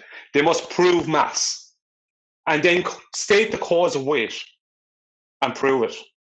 Right. Because we've had, from Rumpus himself, we've had the formulation of the hypothesis in their vernacular as if mass, then mass attracts mass. And mass is undefined or used with equivocation. Exactly. I mean, take mass out of it, and you're left with what? What causes weight? I recently have had let's say a video debate with Miles Davis and some other people, and the very question I asked, right, is the most important question. Why is steel heavier than wood when they're at equal volumes? And the only answer I could get, and Miles Davis stated it in a video, was density. Yeah. Why is wood heavier than helium? Density. So it's the density of matter that gives things weight. And this thing about weight being, then they try and infer that weight is a force kind of thing. But they try and infer it as a downward force. No. Helium is weight too, but helium goes up. So if weight is a force, then it's a force with a downward and upward vector. And what's the cause of weight? Matter density. There is no mass. Yeah, but there is no gravity. There is no buoyancy. They're trying to equate it to inertial force. Yeah, but you're spot on. It's just density. When you elaborate with a description, for example, when Arwin describes relative density disequilibrium, you're describing two different densities and a disequilibrium that's been placed with one of the objects, which is presumably greater mass than the other, so it can descend through it. Well, that's a very descriptive thing that sums up how Mike's picked up and dropped, for example.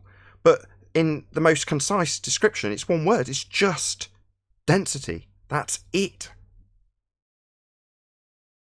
I want to point out, you just said Mike's dropping and stuff. So that reminds me of Neil Smoking Grass Tyson, who very recently just came out with a video about how to weigh air, which I found kind of funny because I'm like, hey, are you guys listening to us, man? Because you're just rolling them out as we're talking about it. But anyway, so he's talking about weighing air, and I'll point out two things that he said that were kind of funny. First was he was describing how air and liquid are like fluids, and he said fluids will take the shape of their container.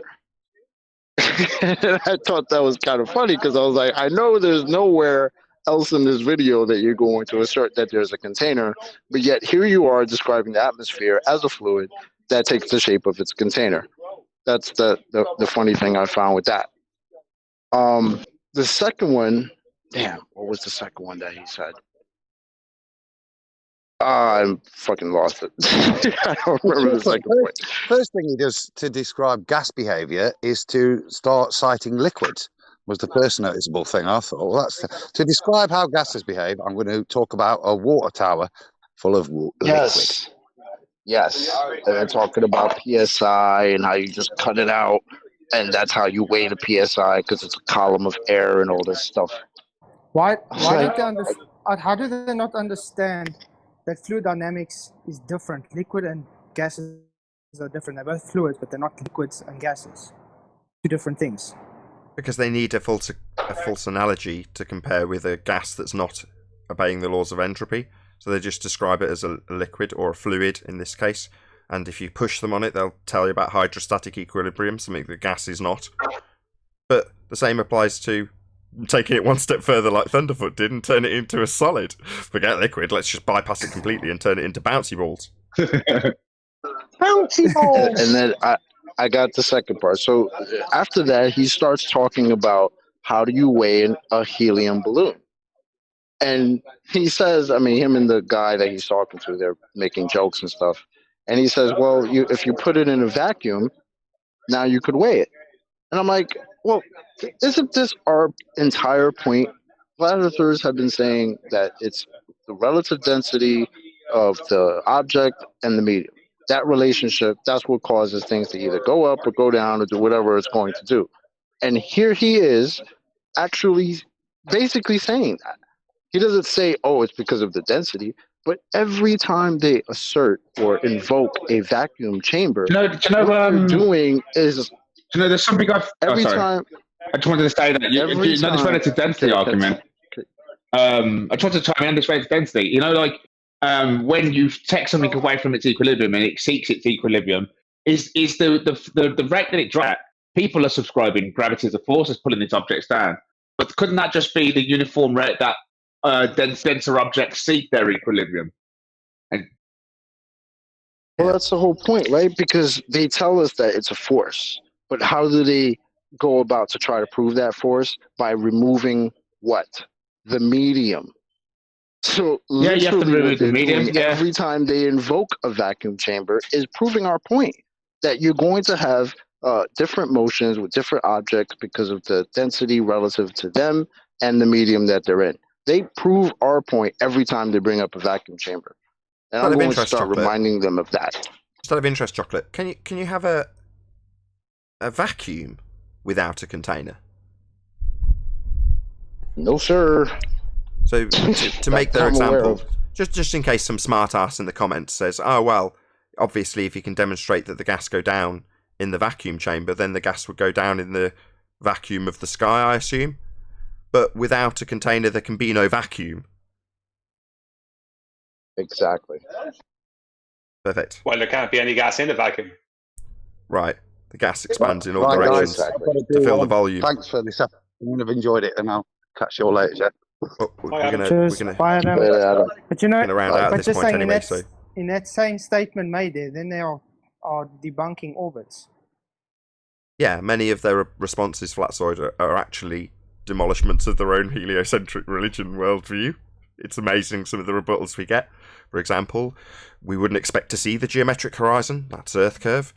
That's a perfect example of them actually relinquishing their religious faith in a globe with rebuttals to our arguments. It's priceless. I'd like to see that, Chocolate. The Neil deGrasse, I like looking at I think he's a good magician. So there's going to be various different things that are planted in those statements that he's made. I'd like to pick it apart. It does seem fascinating. But it's very interesting to hear him declaring containment as a requirement. Hey, speaking of a false analogy or bad analogy of, differential pressure that you can have it with a force, I dropped it into Master B. It's a gas centrifuge. And this is the Glover's argument yesterday on Discord showing how you can have gas pressure without a container. Look at it. You can. Okay, I've got it. It's on screen. I'm on my phone. Yeah, it's on screen. I'm not even looking at it. But isn't a centrifuge a container? Yeah, it is chocolate. Yeah. It's gonna be tough to contain. That wasn't hard. That wasn't a very swift debunk, was it, Chocolate? So this is a demonstration of gas pressure without a container. It's a container, though, isn't it? Well, and guess what? They also proved differential pressure. So you have a differential pressure inside of a container. So this proves the notion that they try and refute us with, which is how you can have a gas pressure gradient without a sky vacuum, like that makes any sense. But they would challenge us in that discussion, red herring though it is, to demonstrate that you can have a gas pressure gradient within a container, because we have a gas pressure gradient. That's their response, right? Well, there you go. There you have it. There's gas pressure gradients in a container. But moreover, it doesn't address our point. How can you have gas pressure without a container? Not show me a container with a gas pressure gradient, because that's just going to verify the fact that we definitely need a container now, don't we? As shown in this example, pictorial though it may be. Chocolate. Wait a minute. Sorry. Hold on. Go on, Paul. Follow it. I told him on the Discord, I was like, the more I think about this, I think what Zanuck just proved, it was Zanuck, by the way, that talked about the gas centrifuge. He actually proved concave Earth. And then, wait a minute, I started thinking about it. He's always talking about a bucket.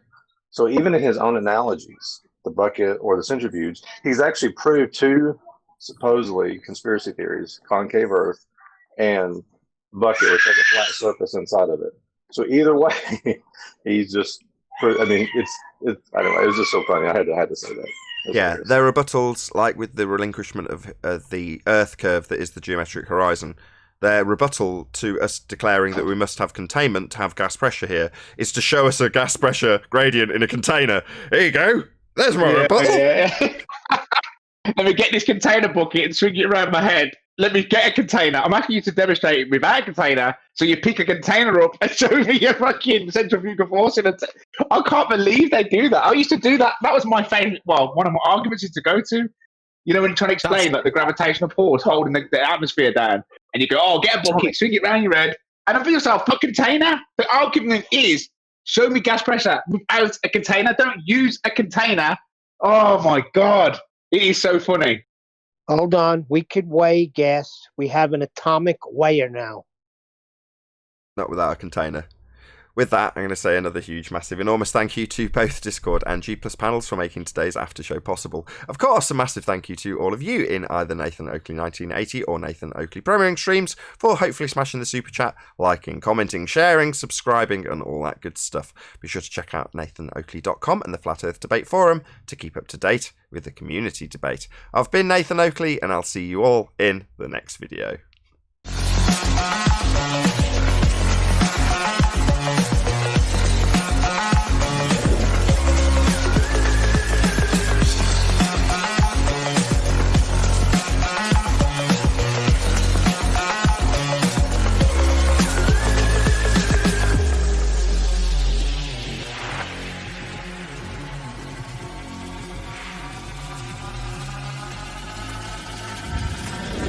Oh, what a day!